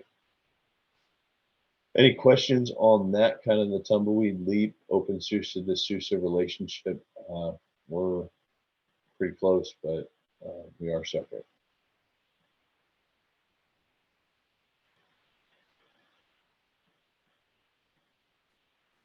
Cool. I know you say you just found this information on Liberty, and I'm sorry, now that slide disappeared. Sorry. Okay. So Liberty is for recovering Red Hat addicts, basically, or I'm sorry, recovering CentOS addicts, basically, would find Liberty. Correct. It's our path to get people from CentOS to SUSE Linux Enterprise, and I think there's a huge like change of where you can go with that.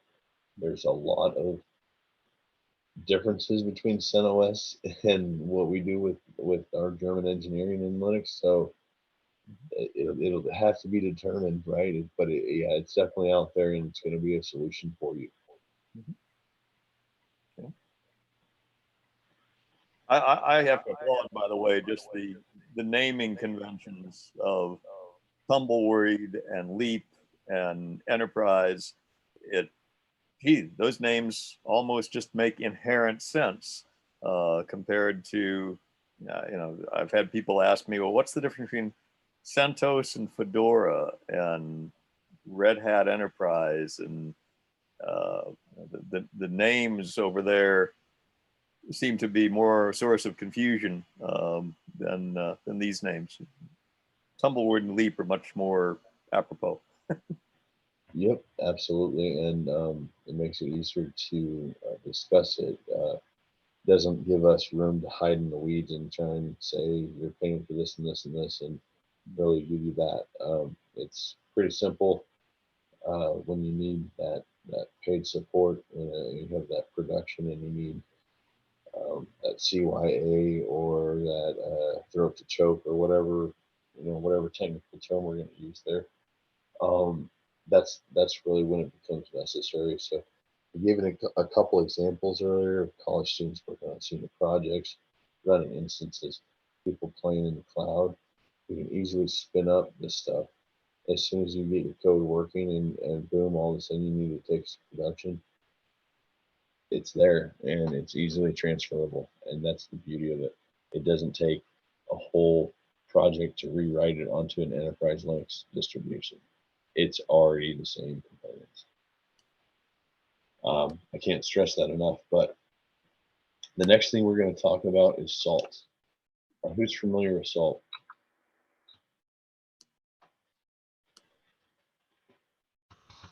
Is anyone a configuration management aficionado or a expert here?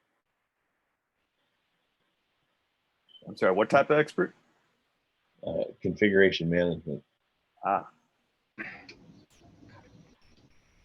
Nobody here knows what salt is. All right. Well, let's detail it. Right here, this virtual machine manager, these are all different machines that I've built. I only have 2 running, Space 1 and Space 2. The other ones are powered off, right, on my machine. So my main computer can run all these subcomputers, these microservices. If you want to be, each one of these are running SLUUG Enterprise 15 SP2, just enough OS. So I took the micro OS and I scaled it down to the bare minimum so I could run it all on my laptop. And then I configured these servers to do what I wanted them to do.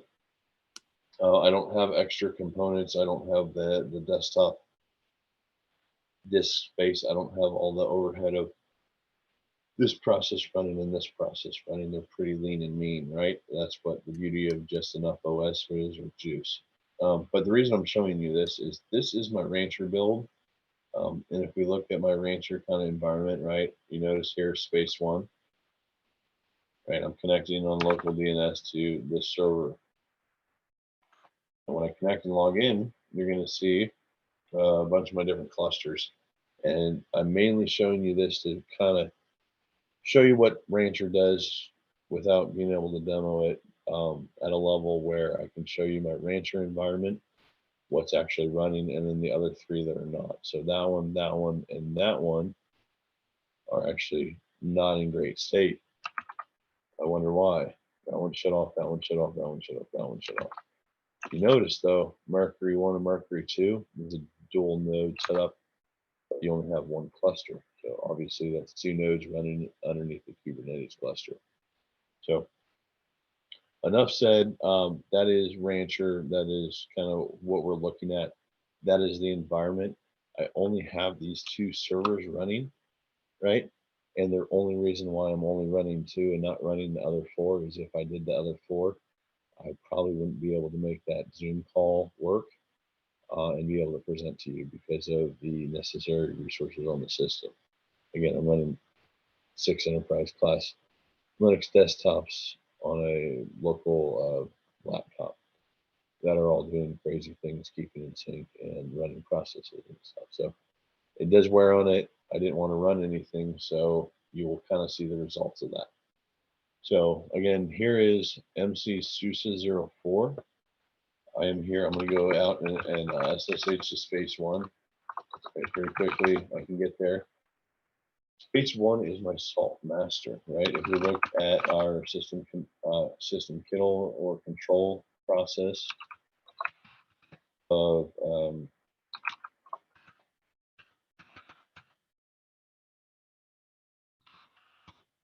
salt master, you can see the salt master is running.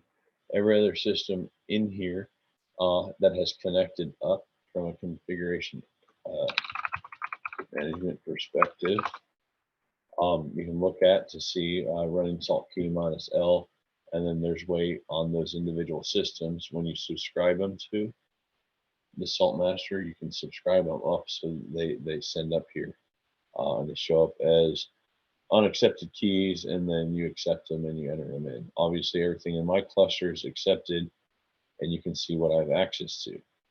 Now real quickly, I want you to know that they all follow the mcarrington.suse demo, so they're not different there.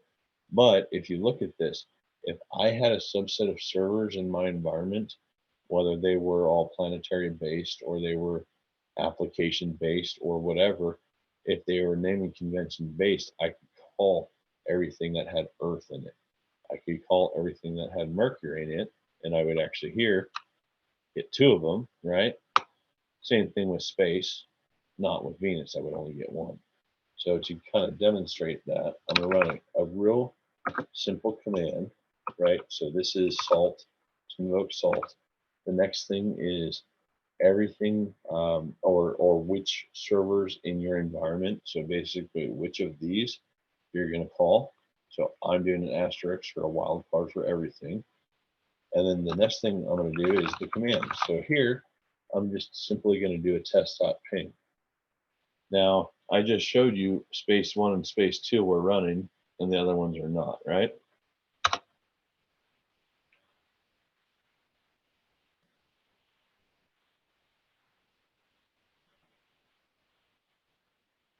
So real quickly, you can see space 1, space 2 return true, but then it's going through that ping command, right? And there's ways to alter the test.ping command to get down to only one ping command, or rather than multiple and continuous ping before it returns, right?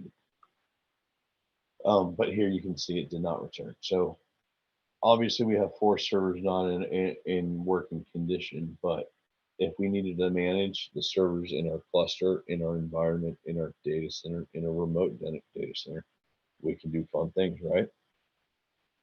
So something that is often updated, and we're going to look at real quick, is this resolve.conf file, right? The name server for this is my host, right above my laptop. So this is my DNS server. Excuse me, my DNS server that I'm running, that all my KVMs or my remote nodes are going to be connecting to, right? This file is very important, right? I need all my remote nodes to have it, right? So how do I check it, right? So I can run a salt if I just want to look at space ones, right? So I don't want it to hang anymore because I know those other 4 are offline. So going forward, we'll only use space. But we can do a command.run file or a command.run command, and we can do this several different ways. We can do an MD5 sum on etc.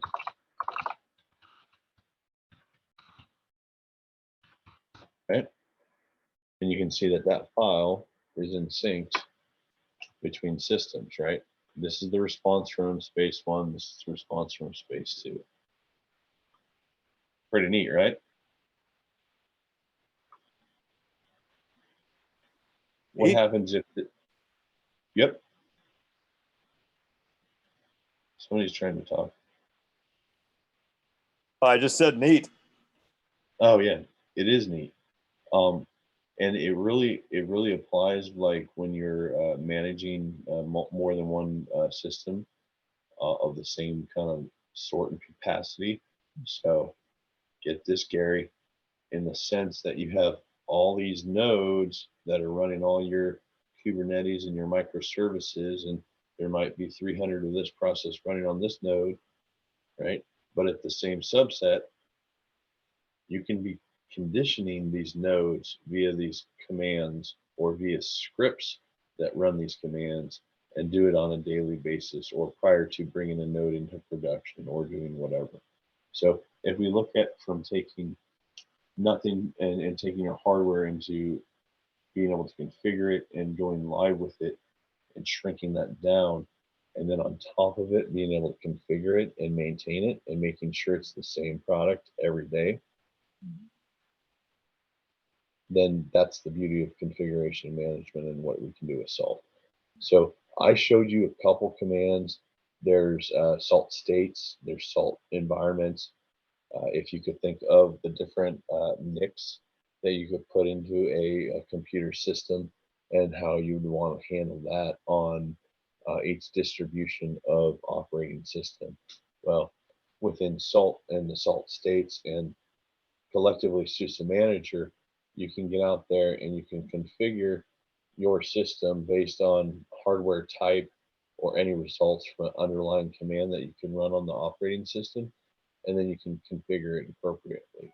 So let's say you run what's the command to look at the hardware? PCI tool, and it returns, or LSPCI, and it returns that you have 4 HBAs and 10 GPUs, right? Then you can look at those individual GPUs in script form, and if there's ones that are a certain type or an older model in your enterprise, you can condition appropriately with driver, firmware, whatever, reboot appropriately. You can do all this through configuration management, and then when you boot up, it's going to be that way. So if you boot up on a daily process, and then you return that server to a cooldown period, or you're following the sun type of a model, or it's doing whatever, and you're just running through code changes every day, and you're bringing web servers or servers in and out of production as you migrate code, or however you manage that, right? This allows you to be able to remotely configure multiple servers and do things at once. I've just seen a bunch of chat messages come through. So did we have any questions on SALT real quick, or should I answer the questions in the chat? Actually, there's a question about SALT in the chat. The last question in there from Jonathan Gray is... Yeah, so SALT is like Ansible, and Gary and Jonathan, Ansible is another type of configuration management tool. I've only seen that and used that in a kind of a Cisco networking sense, Ansible.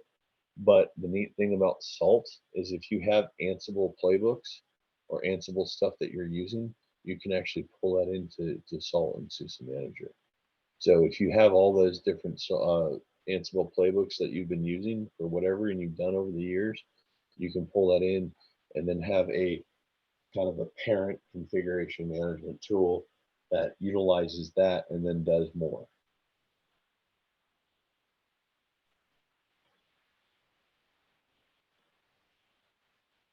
Excellent, good description. So it's kind of a superset of Ansible. Is that a fair statement, or? It's inclusive of Ansible. Yep.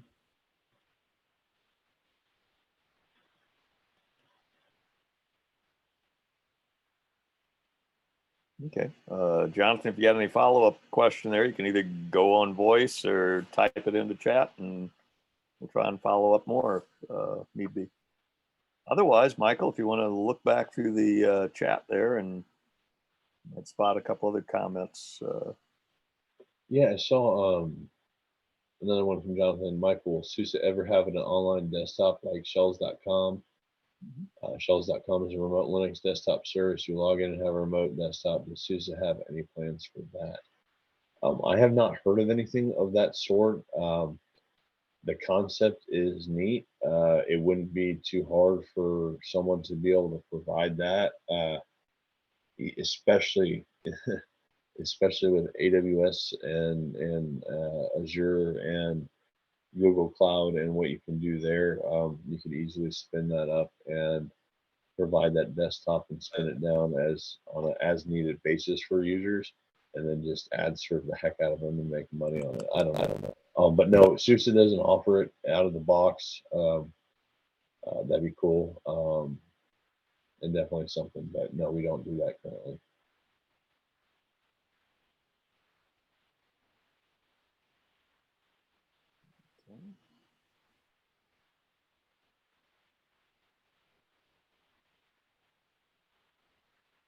Yeah, so it looks like that was the major conversation. That's a pretty neat thing.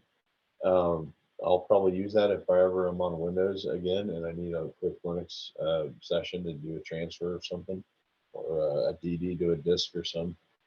But yeah, I would like to say that there are a tremendous amount of things that you can do within configuration management. I think everyone on the code or on the call knows that if it's requestable, we can do it via code. Sometimes it's pretty code, sometimes it's resource intensive code, sometimes it's buggy code. But the important thing that I would like to show here is we manipulated two with an infinite number of zero limitations of the total number, but we managed two separate systems with a single command. So at scale, right, when you're looking at all those microservices running on all those servers across the data center, and you have to condition all the servers behind the scenes that are running all those different things, this is something that fits that need. So think of that. I will say, and this is kind of the things that you guys can use to take to your managers and the people that want to know what SUSE is. So I put some slides in here. This is the really neat one that shows all our SUSE open source products that we work with and for and who we pay people to do. This is everything we do in technology, right? Private cloud, edge, on-premise, public cloud, everything. And then this other one is, if they haven't heard of us, we exist and we're taking names because we're pretty much everywhere. And if you need recommendations or you need customers to show what we're trying to do or what you've done and what you're trying to do, then we can be there for you. SUSE really is an engineering group. We are obviously in business as a software company, but we do open source stuff. We're always looking to partner with people that are doing unique things. So if you have that monolithic application and you're really wanting to get into Kubernetes and doing microservices and splitting everything out, and you're really like, I get the concept, I get the boxes, I get how it moves, I get the scale of it, I get how it gets to the cloud, I just don't know. We can partner with you and we can bring in a team to educate and show and architect appropriately. And that's what SUSE is a bunch of engineers. It's not a marketing group, although if you've known me for the couple of years I've been talking to y'all, our slides are getting better, and like outside of the one I had to grab from the regular Rancher place, it's pretty good as far as marketing and the look and the feel of all our slides and stuff. So we are getting better at that, but I do want to keep y'all on a level playing field of we're a bunch of engineers, and we can fix problems, we can do amazing things, and we can think outside the box sometimes and fix things. So Jonathan Gray asks, Salt client can run on Raspbian. I don't have a local Raspbian node or anything I can look at, but if you were to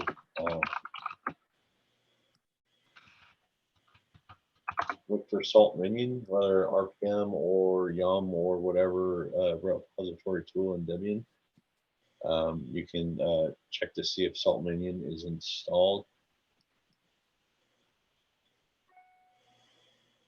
There's a larger number of people who won't do MMBs to your server like yes. Okay, hey Jonathan, that is great. There's actually a great GUI that does all the Salt stuff, kind of from a GUI perspective. It's called SUSE Manager. It's based on the open project Ione, and it's everything you can do, like CD patches and stuff like that, down to configuring your hardware and the appropriate firmware and hardware versions of everything for the OS that you're running. So there's a lot of power. Based on what project? Ione. You said it was based on what project? Ione. Ione? Yeah. So let me grab it real quick. You remember Patrick Schwartz, who came and talked to us the last time I was here? Yeah. He's the one that talked to us on SUSE Manager, and it is Ione, Ione. Oh, okay. Spell that visually if you could, so that. Yeah, I'm trying to find the.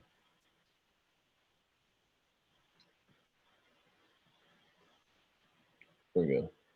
It's probably going to take it from me. There we go.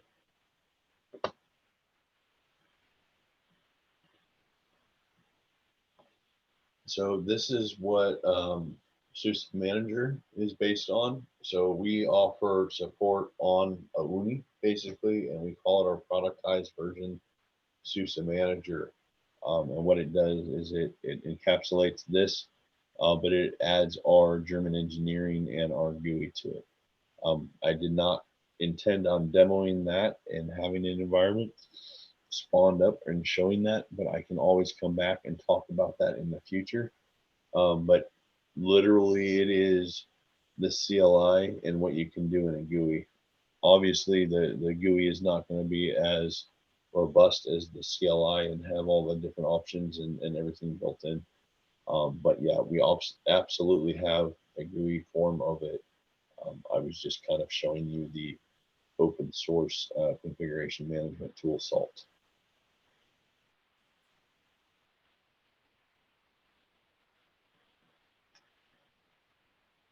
Cool. So yeah, SALT minion obviously is installed, and honestly, the easiest thing is as long as you don't have firewalls and stuff in place.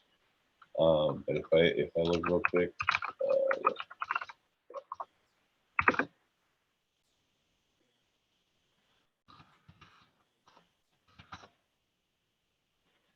yeah, Etsy SALT minion. So if I look at this file right here, if you notice, space1.mcarrington.suse.demo. If I go back and run my SALT command, right?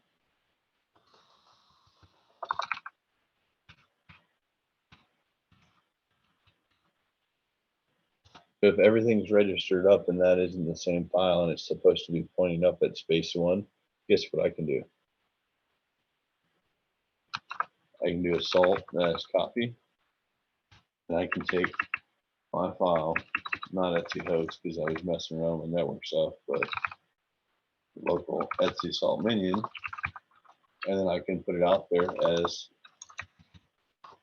Etsy SALT minion. Or if I just want to show you how it's working, I just put it in 10. Guess what's going to happen on that? How many is it going to be successful on, and how many is it going to fail on?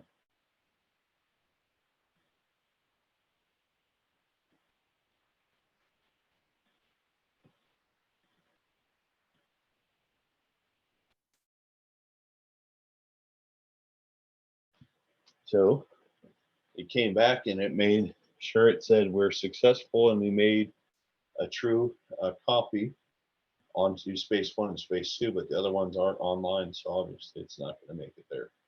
But think about this: if you're installing through an auto YAST or some sort of a automated process of the base operating system, and then you have configuration on top of it, one of it is a step to connect it up to your SALT master. This is one of the steps where you would have it go out there and you would remote that file out, and then you'd be able to move it through, and then cycle the appropriate service. Hey Gary, I'm going to step away. I'll be right back.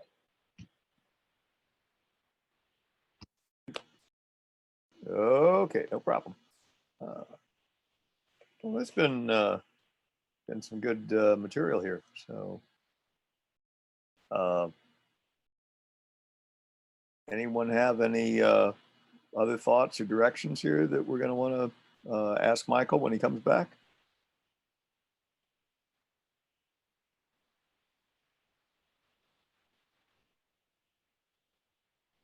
I'm going to ask a question to the group. As I said, I can't even remember now. So Red Hat said that they are discontinuing CentOS. Do I have that correct? And what exactly does that mean? Or how they came up with some new crazy, shouldn't use adjectives like that, but they came up with some description of how.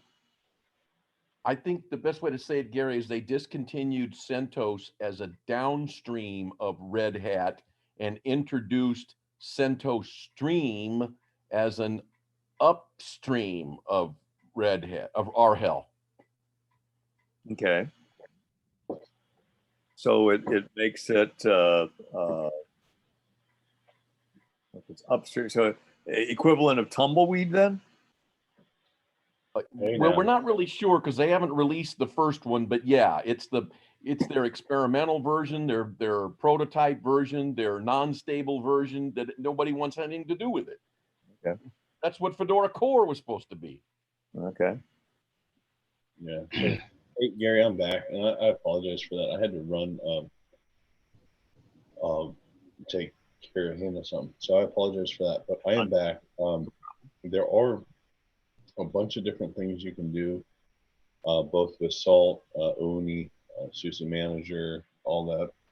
But when push comes to shove and you have questions, whether it's CentOS like that, or there are like technical problems of what do I actually have to do in my Etsy Salt minion, or how do I create that AutoYASP deployment process to auto deploy these nodes and get them all set up so I can remotely manage them, and keep them in sync. That's all the things that SUSE can do and help you with and provide. That's really what we're here to do. We do, and I'm going to go back to the slide where we go through all the different open source projects, right?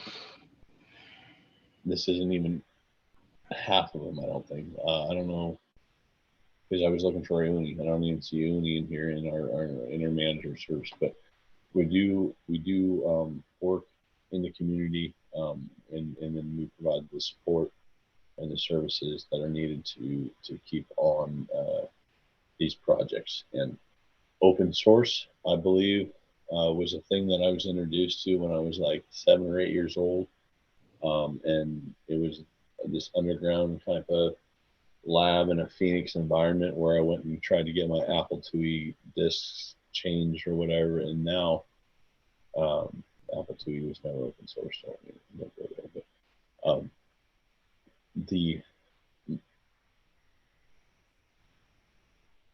the community behind open source and what is transforming and how everything is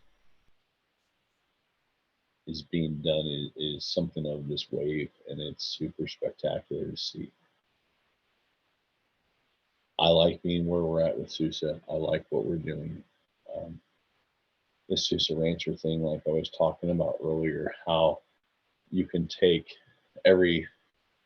theoretically every IoT device on your network and be able to remotely have a view into it now. And with Salt and other things, you can actually configure that IoT device. So imagine a office space where you might have a hallway on every floor of your office space, and there might be 10 different displays. Well, do you want to keep them active? Do you want them flipping through a PowerPoint? How do you want to manage those? Can you remotely do that with Salt? Heck yeah, you can sit there and change that file remotely. You can configure all of the 10 different displays to do different things at different times. And you can do that all and never having to physically be anywhere on that location. So allows for system administrators such as you and I and us Linux guys to do a lot more things. So it is a scale thing. It's a lot of devices is really where the bread and butter is. This is not going to be beneficial if you take one LEAP instance and you convert it to SUSE Linux Enterprise. That's not the business, right? It's $300 or whatever, right? It's not the main corporation of what SUSE does. We like to partner with our groups and our enterprises and our software companies and do some really cool things. But like I said earlier in the presentation, when we talked about the OpenSuSE to SUSE path and the LEAP, it's available. Super simple. I think I showed it and I demonstrated how the URLs, all you do is you change, and I could take that easy SUSE Connect thing, and I'll show you. Earlier when I was getting ready to show this, I didn't have it installed. No, I don't have it anymore. Maybe it's here.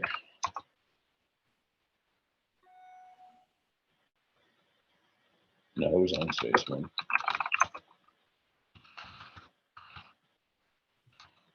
I installed SUSE Connect. I probably put a space in it or something. I don't know. But the nice thing is,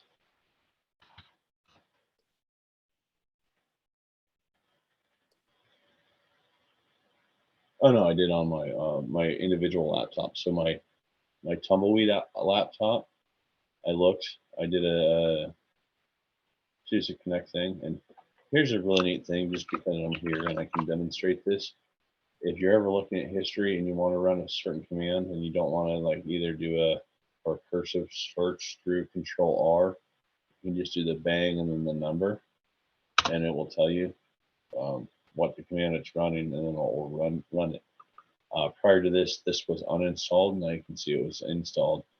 But basically, I installed the ability to be able to add the repo and connect it up to Linux Enterprise. So basically, that's what you do. You say, hey, this isn't a Leap instance. This is a Linux Enterprise instance, and boom, you're good to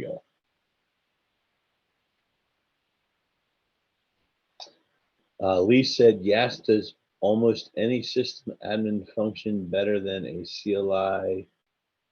FYI, Salt is available in OpenSuSE repos. Okay, so yes does do the CLI stuff and allows you to configure that, because honestly, like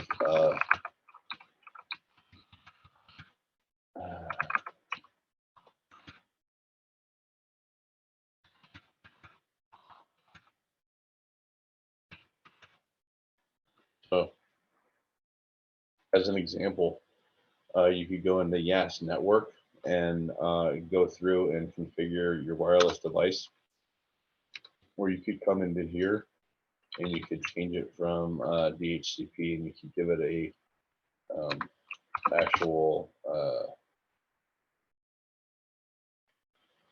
the Wi-Fi address, right? You could give it an IP address, a static IP. I think you saw a password in there of mine. Yeah, I don't use that anywhere. But there's a lot of ability, and this is where I was coming back to when you said yes, does it almost any system function better than CLI, Lee? I will agree with you that. But I was actually speaking of the more complicated stuff like iSCSI. All right. Well, yeah, and absolutely. Here's the thing, Lee, is how you use this to your advantage, right? You figure out what you're doing here in YAST. You do whatever you need to do. You find out what config file it actually updates. You confirm that's what it does, or that's what you know, and that's the Linux you know. You've never done YAST before. And then you can configure that based on rules and code and logic and everything to configure your system. You don't have to go into YAST and do this or do this or do your Alt 7s or whatever, or your Alt Q and get out, right? You don't have to do keystrokes on remote systems. You run a script and it does it for you. It's pretty neat. Like the concepts, it's astronomical what we did in a previous role in managing 2,000 Linux servers by 2 people. And that was 3 different data centers. That was a Wall Street data center. That was a Chicago data center for a DR, and that was a home-based data center for certification and play. And if you think about that, we're talking about like a stock exchange and managing 1,000 servers and making sure that at stock market open, that process and everything was going to be running as it was the previous day.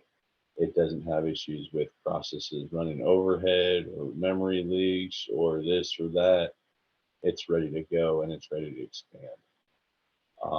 And that was the beauty of what we did with configuration management there. There's a lot more than just looking at a NIC or looking at a host file or looking at an MD5 sum.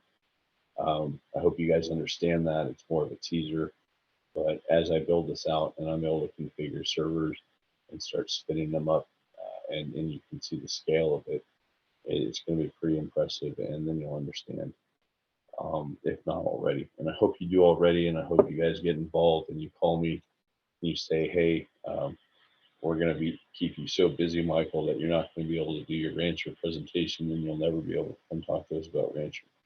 That would be awesome. But I'm still going to have to do the work.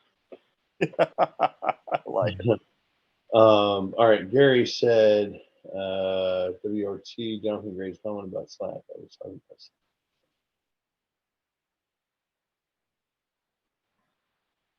Yeah, it was Jonathan Gray had asked about a comment I made back during the announcements. That was before your talk, and I just Yep, that's kind of what I assumed, and I drowned myself out. The other thing Lee said, YAST is actually a UI that parses the actual config files. Yeah, so that's what we were talking about with that IFCFG file and that YAST network and configuring it from DHCP to static network. I can go out here and I can configure this file. And then once I know exactly what I need to do, if I have a list of 10 systems, they're all having a separate IP address, I can do an NS lookup or something on that system as long as I've already put it into the DNS server. And then I can grab the appropriate IP address. And then upon writing this file remotely from my SALT master, I can say, space 1, you get IP address ending in octet 101. Space 2, you get octet ending in 102. Space 3, you get ending octet 104, and so on and so forth. I skipped a number there to see if anyone was paying attention. And Lee, you did send me something privately. I appreciate that. And the migrating from CentOS and the Liberty thing, is that what you meant, Lee, or are you talking about something different? Just basic migration path. Yeah, it's going to be a lot better than anything CentOS. Yeah, for example, we've got a client on a CentOS 7 server now, and sometime in the next 2 years we have to get them to a new platform. And the question seems to me like SUSE is a viable option, but how do I prove it? Basically. Well, I think you show them that it's free right here with some Leap. Get everything running on a Leap server, migrate it appropriately, and then take it to Enterprise and make sure you have that CYA support on it.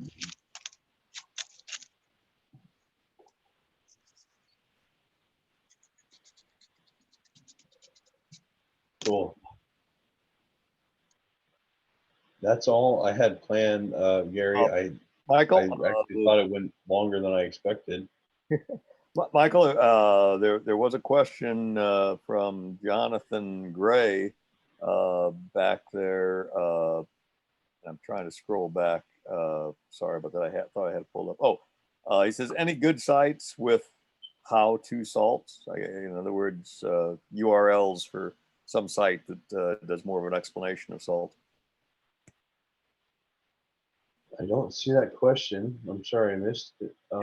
Right after he said, so salt is like Ansible, and then later it tagged that on. Oh, how to salt, yeah. I don't have anything specifically. I will show you how I learned. Simply, I was going to my Salt Master, and I knew like how to connect servers up through my Ceph expertise and all that. But then I did help, and then kind of from there started looking and playing in my environment. There's other things besides just salt. There's salt, salt call, salt copy, salt key, salt master, salt minion, salt run, salt support, salt utility, a bunch of different things, but the things are endless. This is kind of a CLI type of thing. I wasn't necessarily going to go into a lot of detail on it on this call. It was just kind of opening it up and showing you the power and kind of having that high level conversation of being able to configure lots of nodes at once. The really cool thing that I would like to state is if anyone's in a position where they're rolling through hardware, getting it ready for a data center, And it's continuously happening, but you're responsible to do it over a subset of years where that hardware is going to change, whether it's a generational value or whether it's an individual component such as a CPU core, a memory chip size, memory chip type, or CPU. So, or disk type, or disk location, or PCI card, or so on and so forth. All those things change, and you can have configuration management utilities that will go out there and locate, oh, this is a Dell server, it needs these components with these drivers and doing this. And here's an HPE server, it has these components with these firmware versions and these drivers that we know work in our production environment, so we want them there. And then there's the super microservices and servers that we have running, and we have it configured in this manner. And you can have this salt repository, and whether it includes your Ansible playbooks, whether it includes Puppet, other stuff, Ruby, whatever kind of code you write to do what you need it to do, you can get it to do that. You can configure them all, whether it's going from a deployment process and a procurement procedure, or like I was stating earlier, on a nightly basis, you're going out there and reconditioning the nodes, knowing that they're going to be in the same state in the morning. And Mr. Stanford, you've been raising your hand and you've been quiet, so go ahead, buddy. Oh, let's see. What was I going to ask? It was about slide 16. On it, I was curious about the 12 of 15 Linux in automotive. When you say automotive, do you mean like auto parts dealers, or autos, or new car sales? Well, so it's kind of funny. You would have never thought, 20 years ago that you'd be talking about Linux in a computer in a car. But now it's a reality where not only is Linux running, but it's running on multiple different processors and multiple different components and locations in a vehicle. So that, I think, is an old kind of Detroit kind of number of different automotive companies in the marketplace, whether that's Mercedes, Ferrari, Ford, GM, Chevrolet, that type of 15. We're in 12 of those 15, whatever those are. Obviously, we're not doing the autonomous directly, but we are being utilized in a lot of the AI and smart vehicles. So, what year do you think this slide is from? 2020. All right. I happen to have a 2011 Ford Flex, and it has Microsoft Sync in the dashboard. Well, that was right after the 2008 stimulus boost, and Microsoft was still a player. I'm sorry. Sorry. I don't want to talk about why they went with a Microsoft BSOD product on a operating thing that needs to be going down the highway at hopefully good speeds. But and 12 of 15 vendors that, I'll just make a couple more statements, then we'll move on. So, so Ford makes a lot of different product lines. I don't know if they, in the old days, GM had a Delco radio. That's just the way it was. But then after a while, it's like, no, this model comes with a Bang Olufsen. This model comes with a Clarion. This model comes with a Pioneer. So I guess just because you're in 15 of 12 doesn't mean you own 100% of that manufacturer. No, and we're not 100% of the Linux distribution in any of these companies, right? It's just that we're in whatever the 15 were, or of the Fortune Global 50, they're active SUSE customers, right? They all have SUSE, right? They might not be 100% SUSE Linux, They might have Microsoft. They might have a Microsoft Sync product. They might have a Pioneer speaker, but that underlying thing that they run in their back office in the data center is still SUSE. Or So you're talking more about their back office rather than, that's what I said. Are you talking about their business or are you talking about their vehicle?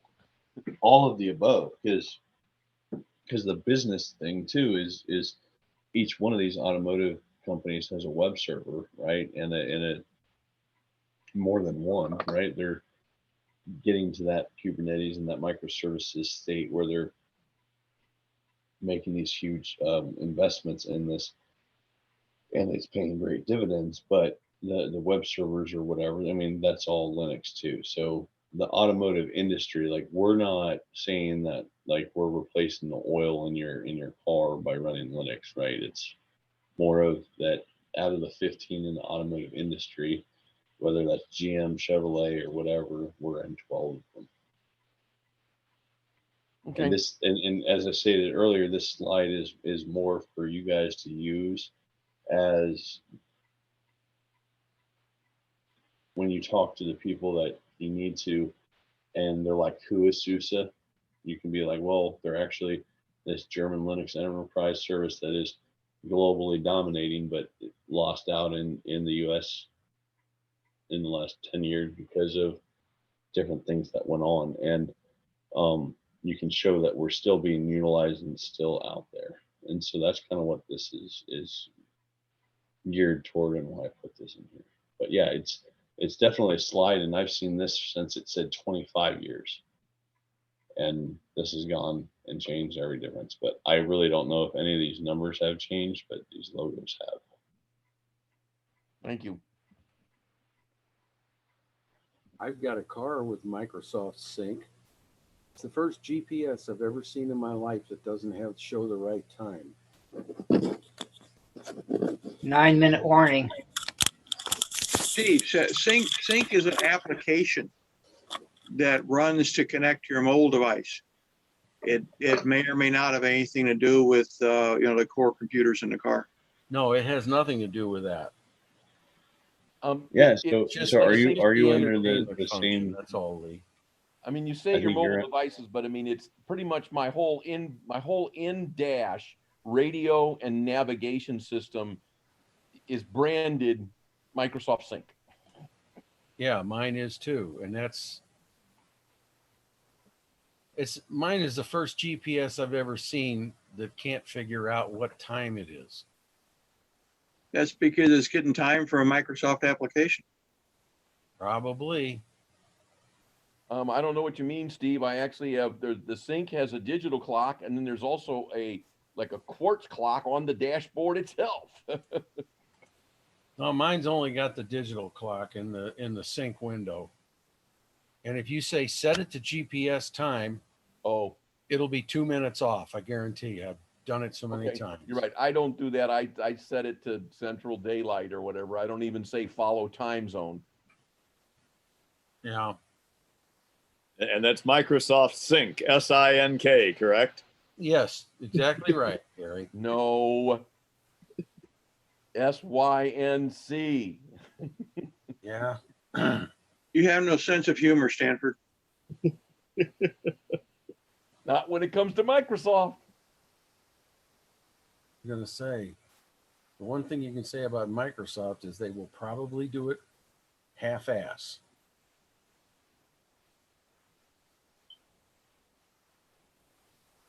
All righty.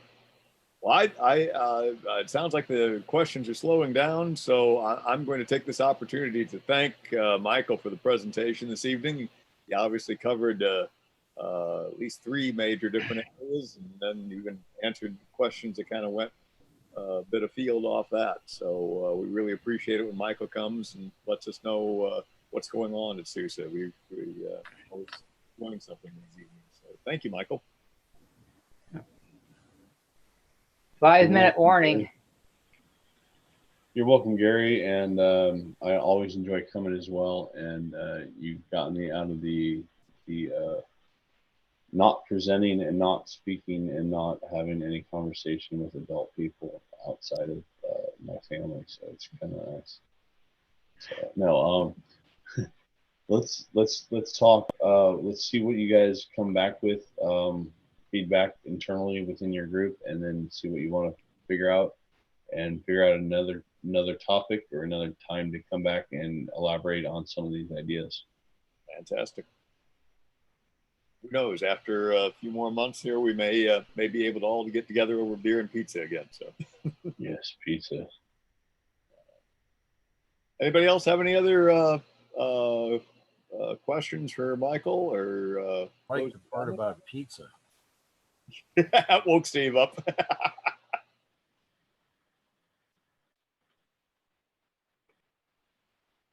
Okay. Any questions on other topics that people have thought of during the evening here? Not to tie Michael up. I mean, Michael, you definitely are welcome to stay here with us. And but if no one has any further questions for you, I'm going to say go back to general questions are possible here at this point now. Gary, when should we wind down or turn off the recording? I'd leave it on for a couple minutes here and just see if people. Gary, Yeah, go ahead, John. this is John. I have a question for Michael Carrington. Ah, okay. Michael, is SUSE ever planning to create a cell phone OS? So, I have not heard of anything.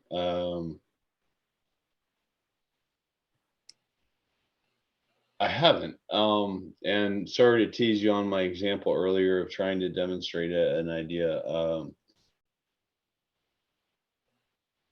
I honestly would. I'm flabbergasted at the question because, like, one, I would be proud to be able to run an iOS or a SUSE OS on my own device that I used all the time, and I wouldn't have any dependency on any other closed source component, whether that is a Microsoft, whether that is an iOS, whether that is a different type of device.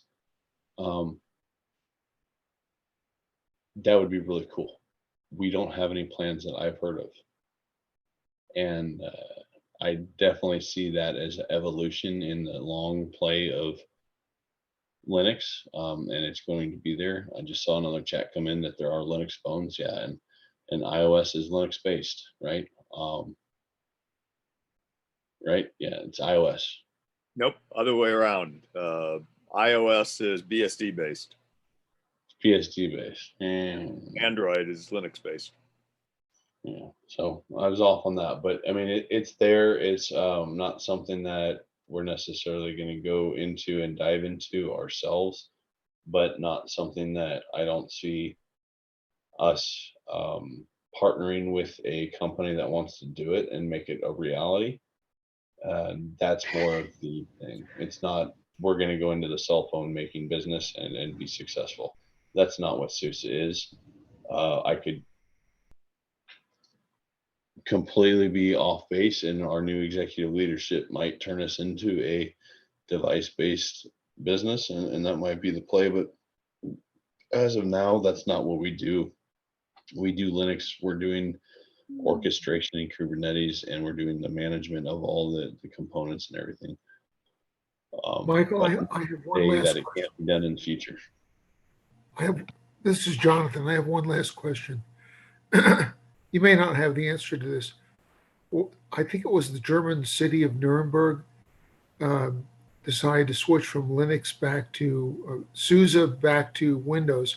Why did that happen? That would be interesting if this, like the government of Nuremberg. When you say the city of Nuremberg, because SUSE proper in our headquarters is in Nuremberg. I may be mistaken, but some city in Germany was using SUSE for its government offices, and they recently switched back to Windows. That's according to the register. I haven't heard of that. I'd be interested to read up on it because I've never heard of a Linux company losing to Windows, and that capacity. That'd be interesting to see. That going from a Windows-based infrastructure to Linux-based infrastructure is a large jump. So I'd be happy to investigate and find out what happened and see if I can get any more details for you. But no, I haven't heard of any of that. Okay. Yeah, This is I'd love to Stan. hear anything you find out, Michael. That'd be great. I have to admit, the scuttlebutt that I had read, and I don't know if it's absolutely true, was that Microsoft basically did a proposal for them, and a sweetheart deal that no normal customer would get. They just wanted to make sure that they were able to say, "Oh yes, we got Linux or SUSE off, replaced by Microsoft Windows, even there in their home territory."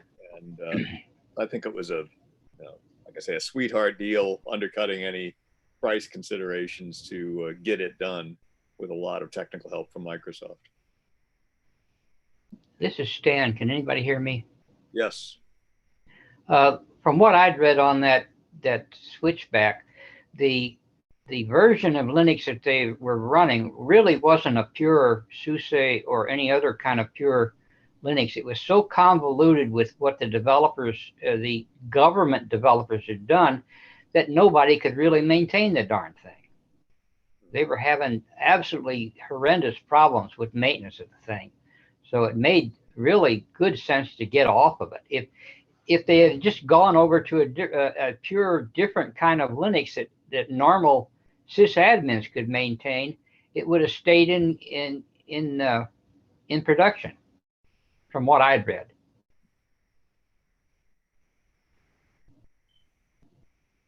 Well, just remember that famous quote that the problem with free software is that nobody sells it. Mm-hmm. And Carl Fitch said that.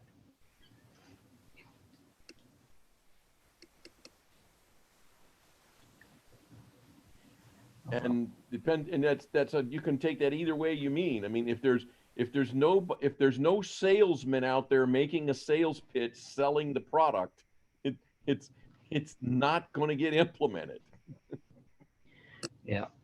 Well, at Enterprise, when I brought Emacs into the company, the lawyers, well, when they read Stallman's copyright, they about had a fit. They said, "Who do we sue?" I said, "Why would you want to sue anybody? If something goes wrong," I said, "Well, geez, I don't know. I've been using this for 20 years and I've never seen it go wrong." You know, I said, you're not probably going to need to sue anybody. But that they really did. They came back. That was their first thing. They said, "Well, let's see the license." Okay, give them the license. And I got this nearly hysterical phone call, or well, it was an email message, but who do we sue? Why do you want to sue them? Who knows? They justify their job. Well, yeah, there's always that.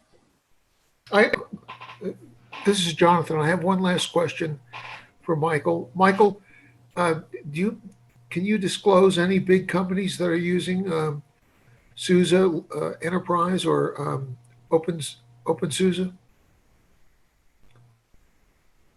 I do not have a great list for OpenSuSE, but I do have the city of Munich, German. I do have a slide deck where I can show you a bunch of logos.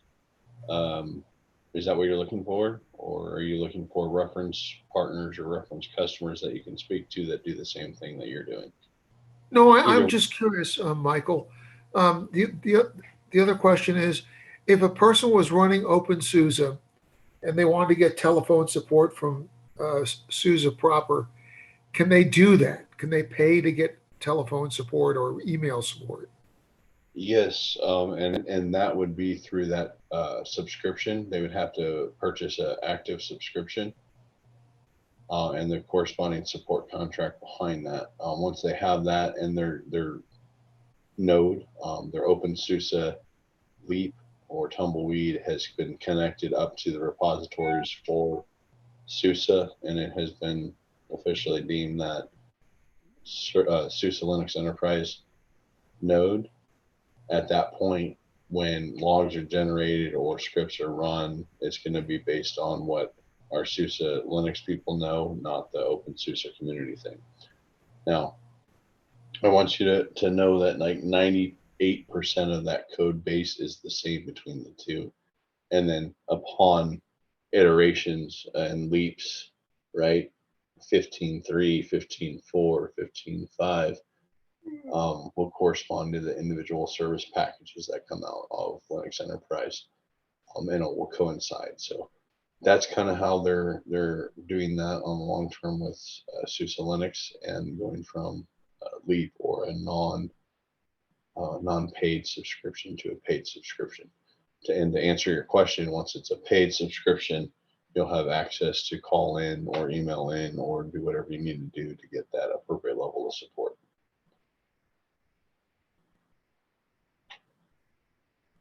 Great. That's what I wanted to know. I was just looking on the web, and there was a thing here on 2018 that was Munich that switched from Linux to Windows. I didn't pay a whole lot of attention, but it sounded like it was somebody got burned by open source software. I don't know. You're right, Steve. I misnamed the town, the city rather. Yeah, I think the city of Munich is who we went with and worked with on a trash, a compost weighted kind of thing, where there would be alerts based on the weight of the rubbish bins that would alert to when they needed to be picked up. And so the garbage trucks would go based around the city based on best route on need. And so it was kind of a unique concept. And I thought that was Munich. It might be somewhere else. But I don't think that they would have taken that from a Linux to a Windows type of process and that. So that might have been different.